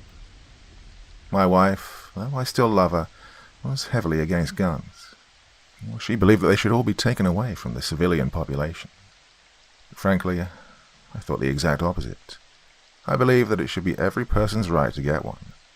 Maybe not a semi-automatic or shotgun. A good pistol or revolver will be satisfactory enough for me. Another source of contention between us was our differing viewpoints. I always voted Republican while she voted Socialist Democrat. Back when we were dating, we knew this stuff from the very beginning. We were young, dumb, and frankly didn't think that it would become such a hot issue. To this day, I can say without a doubt that it doesn't play much of an issue even now. The best thing to do is not talk about it and not try to force each other's ideals down each other's throats. Still, we occasionally had our slip-ups, but I let it go. Well, naturally, the walk would have to happen tomorrow morning, and after driving for the last 10 hours, I can safely assume that we wanted to sleep in. As we were getting ourselves ready for bed, I looked at my wife with hopefulness bubbling in my heart. She always tried to do everything, so graceful, considering how she came from a family that was quite elegant and frankly made more money than I could ever hope to. Why she wants to become a hairdresser, I have no idea. Perhaps a change of pace, or out of spite for her parents. I thought about saying something to remind her that I still loved her. But before the words could even escape my mouth, there was a flash of bright light coming from the window. She looked up, and her eyes widened with a fearful stare. I turned around, wondering what was causing it.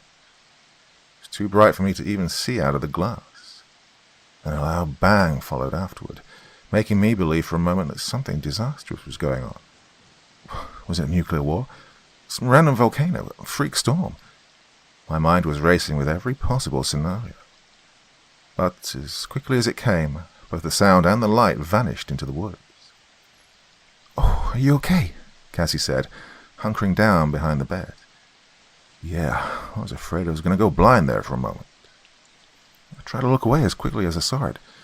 I was afraid I might go deaf from that sound. Despite it being freezing outside, I opened the window and looked around.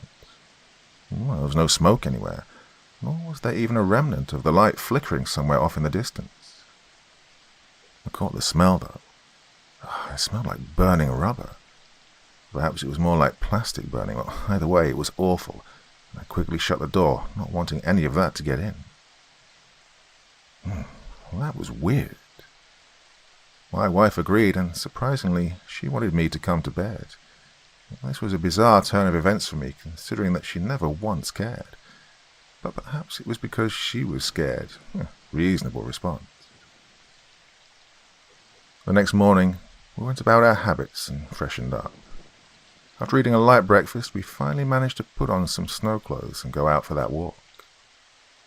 The brisk air and the gentle breeze were more than I'd expected to handle, but I feel like the nervous tension was definitely keeping us warm. I never realized how hard it was to talk to her. "Yeah, Cassie, what do you think that was, that strange light last night?" Another brief moment passed before she replied. "I don't know. Couldn't get a good look." "Oh well, at least we got to go out on this nice walk. Thankfully both of us wore boots because the snow was unusually high. Not too far down the road, though, we spotted a house. There was a family outside.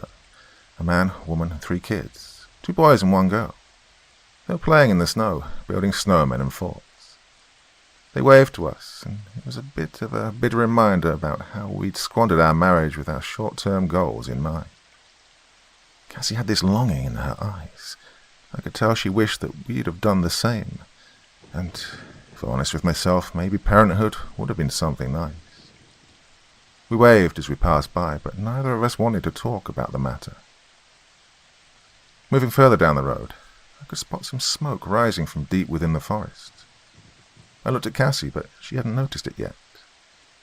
I pointed it out to her, and we were both curious about what could be causing a fire in the woods. "Yeah, want to check it out?" she asked. "Well, only if you want to." "Do you want to or not?" she said more forcefully. "Yeah, God, all right," I replied back in my own angered way. I led the way. She followed behind as we trudged through the snow away from the road. As we got closer, I could smell that horrible stench again. Now I was certain we were getting closer to whatever it was that caused that late last night. Perhaps it was a meteorite or a satellite. Finally, we cleared past the last batch of pine trees and saw what it was.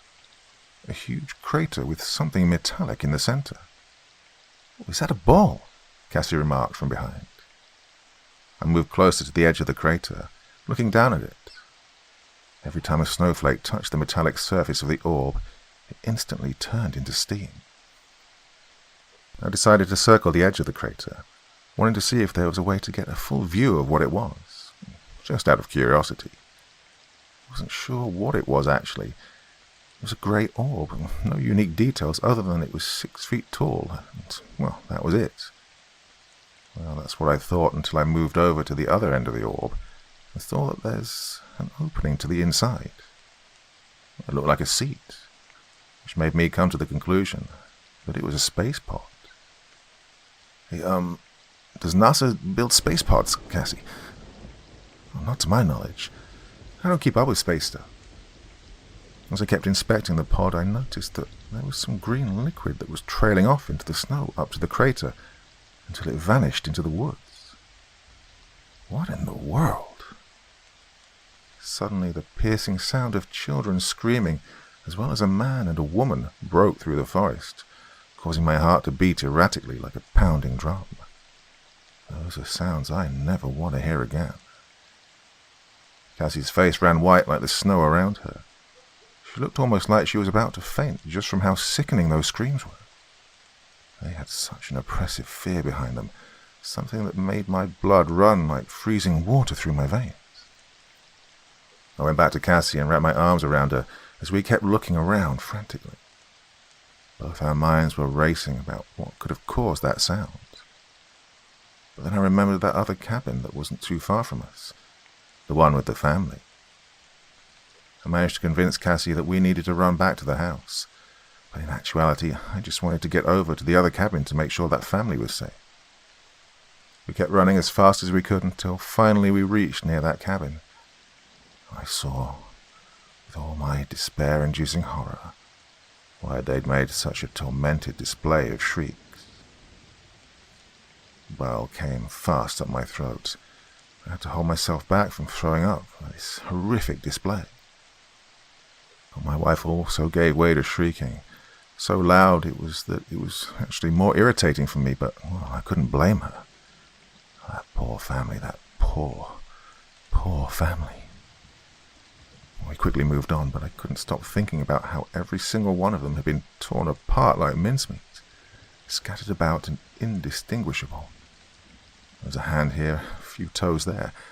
Something had shredded them until they were nothing more than a gruesome display of carnage. We quickly left the scene. When we got back to the house, I quickly decided to call 911. I told them everything about what we'd seen. They said they'd send over a squad car to the house. But that wasn't the whole truth that I'd given them. All I told them was about the massacre that happened over at the family home. I didn't tell them about the spherical thing that we'd found in the woods. My wife was still anxiously walking around in circles, checking every window as she went. I ran out to the car, thinking it would be better if we just left right now. I tried starting the car, but it just kept sputtering, but had no life. Something was wrong. The car should work. I'd given it a full tank of gas. I got out and noticed that there were some bolts and scraps of metal half buried in the snow. When I bent down to look underneath, I saw that the entire fuselage had been torn open. Something had deliberately destroyed the car. I ran back inside, slammed the door shut and locked it. I went even further to place a chair and wedge the doorknob. Now, I was desperate. We had no car, and there was no way I was planning on walking out there again. All we could do was wait for help. At least I'd been able to make that call on a cell phone because when I went to turn one of the lights on, there was no electricity flowing through. The wires had been cut as well. Whatever had done this, it was smart, and it was targeting us. Cassie had at this point started breaking down into tears. She was scared, and I was scared, but I knew that I had to be there for her. Even though our marriage isn't so good right now, there's no way I could leave her in such a vulnerable state. I felt that maybe I should do something to comfort her, but what else could I do? What could either of us do? The only thing we were able to do was wait for assistance. I stretched my hands out to her and pulled her in towards my chest.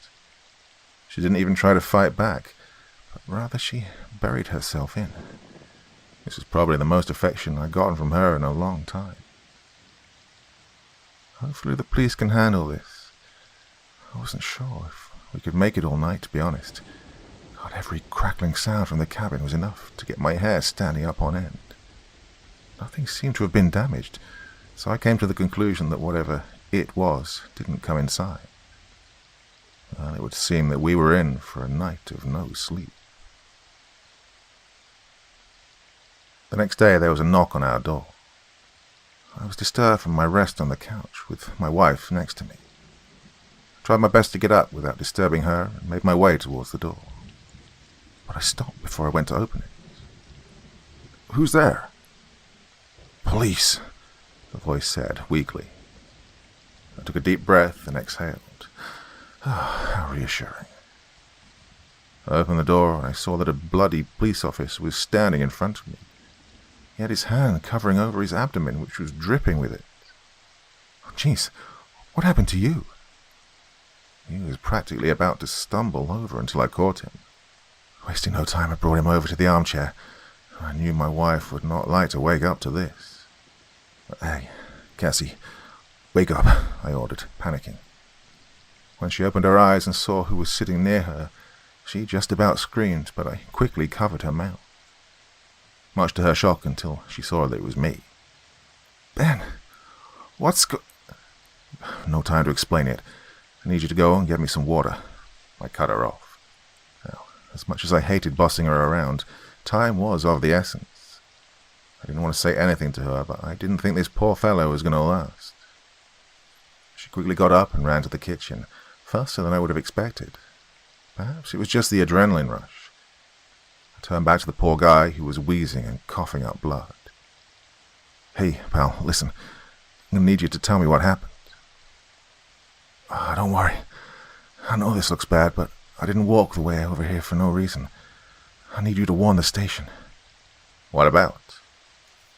Cassie came in with some rags that were soaked and gently pressed them onto his abdomen. He winced loudly, but we both knew this was for the best. "Tell them it's a cold protectorate situation. Me and my partner, went to the house as instructed. When we got there, we both nearly lost our sanity. Man, it was gruesome what we saw." I could relate to what he was describing. It was a messed up sight, and I wished I could unsee it. When we went into the house to investigate, something lunged from out of the darkness. Cut clean through my partner before we could even have time to react. I fired 8 shots into that thing. Oh, it was so mortifyingly alien. "So, we're dealing with an alien?" "I don't know if you can count that thing as one. Oh man, it was so savage, so brutal. Naked and abominable. I got out of there quickly, and that thing managed to get me in the stomach. I fired one more shot near its head, and that seemed to scare it away. And then I came here." Both my wife and I were awestruck. So there really was an alien in our area. And it's killing people. How original. But my biggest concern at this moment was the fact that we were now caught in the middle of it. The cop coughed a few more times, with drips of blood coming down his chin. My wife quickly rushed over with the cloth to try and clean it out so that he could breathe properly, but he just grabbed hold of her wrist. Through more agitated coughing, he choked. Leave if you can." And his eyes quickly went lifeless, and he fell limp in the armchair. His hand released my wife, and she quickly backed up into me. I held her in my arms as we both stared at this lifeless man who had given us the only advice I think he could give us. But I had to honor what the fallen cop had asked me, and I got back in touch with the police to tell them that the cop had died after investigating the murder scene. I gave them his name, and they were ready to send more help until I cut the lady off and told her that he requested protectorate. Well, they cut the line after that, and I had to deal with the questions I had no answers to. But then a new voice answered. "Please evacuate the area. Your area has been labeled by the Protectorate Extermination Committee as a targeted zone. You have less than 1 hour to comply with this direct order." Well, that wasn't what I was expecting to hear. No sooner after hearing those words, Cassie ran back to the kitchen and started washing the blood off her hands. I took a blanket and covered the officer, but I was going to heed his words. I went upstairs and quickly started grabbing what I could and throwing it back into our bags. We were leaving, and that was not up for any discussion. Thankfully, Cassie was on the same page as me. Once finished with the packing, I heard the pounding beat of a rotor. There was a helicopter flying overhead. Quickly, I went outside and tried to get a good look at it. It was a Black Hawk helicopter flying rapidly. Well, out of desperation, I started waving my hands, hoping that maybe they'd land and get us out of here much sooner than what my car could manage for us. but they flew off. Now, I know they saw me, but they simply ignored me. Cassie came out of the house and asked, "Did they just leave? I heard them flying by and thought they'd maybe land." Oh, I don't think they were looking for survivors. They don't look like any military group I recognize. What did they look like? The voice was trembling. I don't know who they are, but their helicopter was painted black, and there was a symbol on the side. It looked like a shield with 6 wings coming out from the side and an eye in the center of the shield. We heard the sound of distinctive gunfire off in the distance. Whatever it was, I doubt it was military engagement. There was only one firing, and it was followed by deafening screams of a man, only to be drowned out by something unnaturally low and clicky. But this roar boomed across the land. That was coming from another cabin not too far from us. Or whatever it was, surely we were going to be next in the line of fire for this thing. Must have been going around destroying people's vehicles if there were still people around after what had happened to that first group. I can't imagine all of our neighbors still being here willingly. I ordered Cassie back into the house, knowing full well that something bad was about to go down, when I saw 3 more of those Black Hawks flying into one single location. I shut the door again and told Cassie to get down as low as she could. I didn't want a stray bullet hitting either of us, but I couldn't help but remain curious to see if they could get it. I was expecting them to rain down machine gun fire, but instead I saw 3 huge plumes of fire shoot from each of the choppers. They were trying to burn this thing. Oh, they were hitting it hard, too. The amount of flames coming down at such a rapid speed made me think that it would catch the entire woods on fire. Well, thankfully it's winter, so I don't think a forest fire is likely to happen. But they never stopped firing, and it almost seemed as though they were chasing after whatever it was. Well, my eyesight's not so good, so I wasn't able to get a visual of what it was, but I saw something running on all 4s, darting through the woods as the Black Hawks chased after it. "What's happening?" Cassie cried. I'd momentarily forgotten about her. I was expecting bullets, but I guess it wasn't so dangerous after all. Oh, they're trying to burn that sick monster. "Is it working?" I didn't have the heart to tell her that I think the thing was getting away. Whatever it was weaving fast enough to where the helicopters couldn't keep up. But at least it seems like it couldn't hurt them either. Oh, they're driving it away. It's moving further away from us. Maybe we could leave right now. Cassie started panicking and stuttered. We're not going out there." "Cassie, don't be stupid. We have to get out of here. That creature might come back for all we know. And I don't want to be outside all vulnerable when it gets here." Well, that was always something I'd hated about her. Once she made up her mind on something, there was no way you were going to get her to change her mind. Oh, God, it's always about your issues. It's always going to be your way.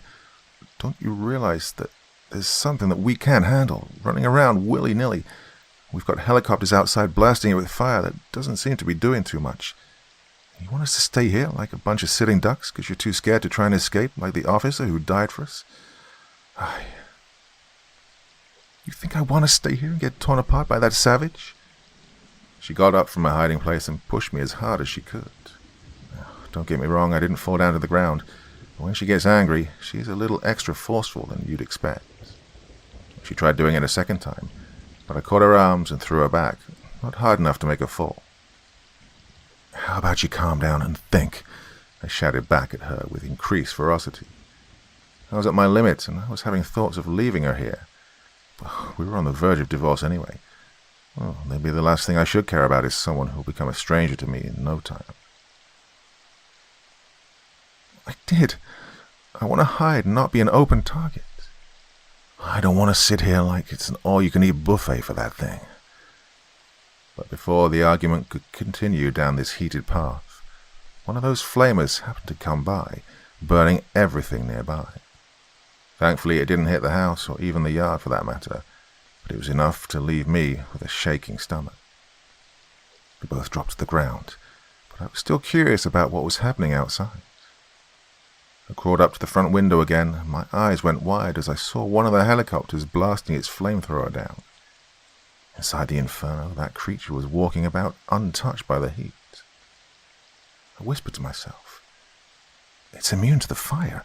How?" The flames eventually stopped raining down. I think they got the idea too. I looked up at them as one of the soldiers was changing their weapon of choice from a flamethrower to something a little more ballistic. "Okay, run," I ordered. "To the bathroom." Both of us got up, and as we got into the first-floor bathroom, the sound of explosions rained down from above. Small-scale explosives were now being used against this alien. It let out another one of those guttural bellows. Apparently this actually hurt it more. I could hear the constant firing of bullets raining down now, but this was all I could interpret. As Cassie and I were both huddled in the bathtub, praying to whatever God exists that we don't end up being shredded by bullets in the process. Already I could hear parts of the house getting hit by stray bullets, as it seemed like the helicopters were moving more erratically as they chased after this creature once again. At least it seems like they were moving away from us, but those were the most intense 30 seconds of my life. And finally, everything fell silent, other than the distant explosions that slowly toned down. Both Cassie and I were breathing heavily. I even found myself wrapping my arms around her instinctively. "Hey, you okay?" I asked. She wouldn't quit crying. She never responded to my question. Granted, it was a stupid question. Nothing about this was okay. I decided to concede. Perhaps we should just hunker down and hope for the best. Although I was still completely on board with up and going, Cassie was partially right. We would be caught out there in the open, and there was no guarantee that these people who were fighting the monster were even going to care about civilian casualties. They certainly didn't mind incinerating entire sections of the woods away, regardless of whatever houses happened to be nearby. "Okay, Cassie, we'll stay here tonight. But I'm using Grandpa's guns." "I don't care. I want that thing dead. I'll take one for myself." Well, this was a sudden change of heart. Someone who's always against this stuff suddenly wants one. Though I should have known better when I saw her pick up the pistol. "If you fail, I'd much rather be able to take the easy way out of this mess." Honestly, I'd rather have that option as well, but I have to try. Plus, if I was to die today, at least I can go down with this beautiful shotgun in hand. So that's where we are. A Black Ops group is currently leveling the area as best they can to try and kill this thing. My wife's ready to do what she can to avoid a painful way of dying, and I've got a shotgun. Scared out of my mind as I wait for this thing to eventually try and get us as well. And thus begins another long night of no sleep. The clock had now turned to 12:43 p.m. I was dead tired, and the exhaustion of staying up for 2 days without getting any consistent sleep was starting to take its toll. Thankfully the sun had come up, and this creature did not attack during the night. I'm telling you, that's probably the most luck we're ever going to get out of this. Cassie was getting more sleep than I was, but she refused to leave the bathroom. She stayed in that tub the entire night, while I made myself a little pillow fort in the living room. Before you start getting judgmental over childish behavior, if I'm going to die, I'm at least going to die in comfort. All throughout the night, I heard the occasional bursts of gunfire far off in the distance. I tightened my grip around the shotgun, preparing myself for whenever I'd need it. This particular shotgun was a special type that my grandfather was obsessed over, and it packed quite a wallop. A Browning BPS, with sleek black metal, this high-powered shotgun is all that stands between us and a ravenous, deadly alien that came from outer space, and, well, that and me getting torn apart. And so began the wait. Hours were going by. Every moment that I heard them chasing that thing out there was another moment that told me it wasn't over yet. I was drenched in sweat, despite the temperature getting increasingly cold with every passing hour. How we managed to survive this whole time is beyond me. guess the tension alone was enough to make sure that we stayed warm throughout the whole thing. Then I heard a rumbling sound outside. And I heard multiple rumblings. Then suddenly a blast of sound exploded so loud that it shattered all of the glass in the house. I was so scared that I almost fired off a shot. I quickly got up from the pillow fort. Cassie was looking out from the bathroom door. She was as confused as I was. What are they doing now? When I took a look outside, I had a surge of hope. Outside were 8 tanks as black as the Black Hawks, and they were firing off at a distance, firing off their machine gun fire at the same time as they tried to destroy whatever the thing was with cannon fire from their turrets. When I peered further out at the patch of woods that were being shredded to pieces by the barrage, I saw that the alien was moving as quickly as it could to avoid them, but it kept stumbling around, and explosives kept burning away layers of its skin. There were more helicopters outside that were trying to flame it as well as firing explosive rockets at it. Well, I was cheering them on. The creature was definitely taking a beating from the constant attacks. It was only a matter of time before that thing would get too worn down. And already I could see parts of its flesh burning off. "Go on, guys, get him!" I shouted instinctively at the hype of us actually winning. Maybe I could get out of this alive. In the distance, I had to wear my glasses to get a better view. But my God, the battle was intense. "Hey, I think they've nearly killed it," I shouted in early triumph. Cassie came out of the bathroom and crawled up next to me, wanting to join me and watch as they finally killed the alien. We both watched with anticipation as they finally seemed to be destroying its tough outer exterior. Well, the animal looked disgusting. That barbaric creature had 2 long arms with 5 fingers that looked about as long as a human forearm. It had a triangular-shaped head, rounded around the edges. I distinctly remember seeing it having a bluish-grey skin earlier, but I guess after all the flaming bullets and bombings, now it was reduced to a muscular frame. It staggered around after getting hit for over a day's worth of fire, and I was surprised that they were willing to keep pounding this thing so hard for that extended amount of time. Suddenly the sky overhead had a long, loud engine noise burst through the sound barrier. We looked up and my heart sank into what felt like ice-cold water because those were F-22s coming down fast from the sky. I looked over to Cassie, who looked like she'd frozen over. Without much rational thought, I grabbed hold of her, and we both ducked low to the ground. The glass exploded above us as I heard missiles raining down, explosion after explosion detonating and leveling everything nearby. They were going to keep hitting this thing till it was either ash or the entire area had been left in ashes. Cassie kept crying, but I also felt a huge, overwhelming feeling of dread laying on top of me. I hugged her tightly, wanting to give myself some warmth from the otherwise cold, apathetic attack that we found ourselves stuck in. She kept whispering through choked-up words. I'm sorry. Cassie, listen, we're going to be all right. You hear that? We're going to live. The last explosion was so close to our house that I think part of it was coming apart at that point. The whole house shook violently, and Cassie and I were momentarily lifted off of the ground by how much power was behind that last explosion. I slowly got back to my feet, my ears ringing exceedingly loud. I could barely hear whatever Cassie was saying to me. I still had the shotgun in hand, and I was clutching that thing as if my life depended on it. Everything was a blurry mess. I was so dizzy I couldn't even focus entirely on anything. Cassie was trying to tell me something. She kept pointing around me, her face full of fear. Finally, things were going back to normal quickly, and I was able to understand what she was trying to say. It's coming this way. My eyes widened, and as I turned around, the entire wall exploded inwards. I found myself being tossed over the couch, and Cassie was quick to try and crawl back to the bathroom. I think she'd left her pistol there. When I got a good look at it, I realized it was at death's door. It was all bloody, muscular, and one of his eyes had come out. It had this blood-filled shrill escaping from its mouth that made your skin curl in itself.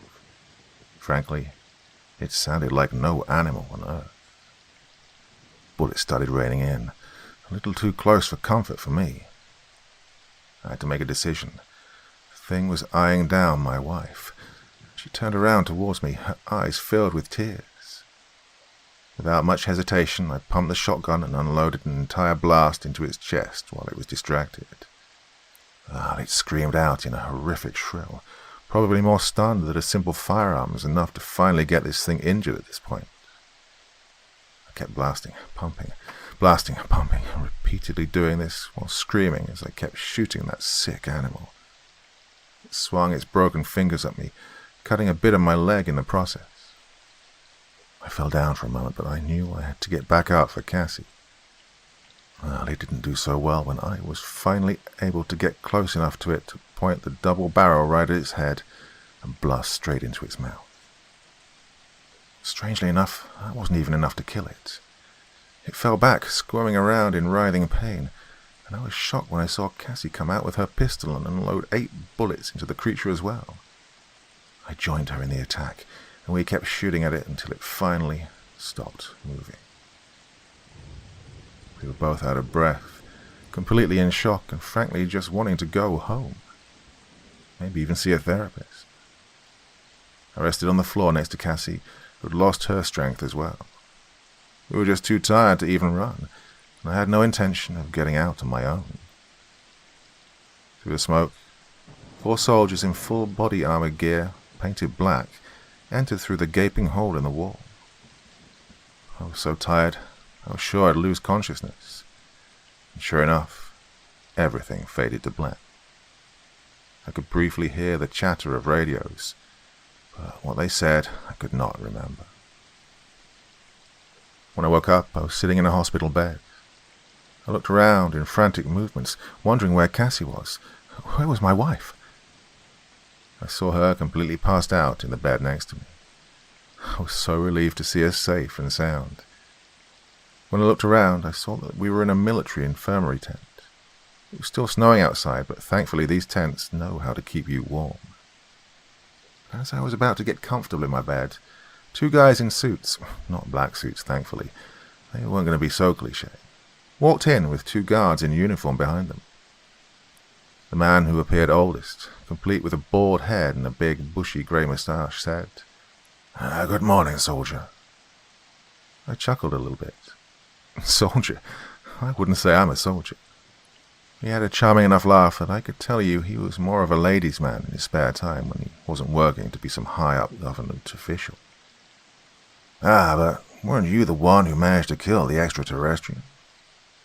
Clearly he knew what I'd done, so there was no point in lying. Yes, sir. That makes you a soldier, I guess. You may be just a civilian, but anyone who has the guts to take on something that took tanks and Black Hawks an entire day's worth of fighting to kill is deserving of such a title. I'm, honored, I responded with unease. Well, I feel it's the least we can do, considering that even though we did most of the work, the fact that you managed to kill that thing with a shotgun and revolver is my definition of bravery. So we'll be needing you to do a few favors for us in return with some added benefits for your heroism today. I was well versed in this kind of stuff. You watch enough movies, read enough books, you learn a little bit about what they're going to tell you next. Of course, I had to sign the documentation that neither of us would ever talk about what we'd seen today. We were to never acknowledge any information that was related to what had happened today. And we were to tell anyone we came across that we had a lovely second honeymoon trying to rekindle our marriage. But in return, I did get some financial help from these guys. They gave us a reward of $100,000 each. Well, although I'd like for more, I'm not going to pester them with that feeling. Beggars can't be choosers, right? Although, after all of that happened, Cassie and I did manage to recover our marriage somewhat for the time being. What happened that day wasn't going to save it, though. Well, in 2018, we decided to go our separate ways. And we still get together occasionally to talk about what happened on that fateful winter day in 2012. She says that she still has nightmares of that thing chasing after her. Well, I don't suffer from nightmares of that thing, but I can understand where she's coming from. Well, the recent events have changed that. After everything that happened, and now that I've been a single man for quite some time now, I recently became more interested in what's going on above us. I started collecting information about aliens, thinking that they were nothing more than little grey men and the occasional giant monster creature. Well, how I was wrong. I was extraordinarily wrong about what was really going on in the stars. But I suppose that isn't relative to this story. Despite all of the horror that I experienced, the horrors I experience now even, well, I think it's time just to sign off on this message. And so, I'll go back to another night of no sleep.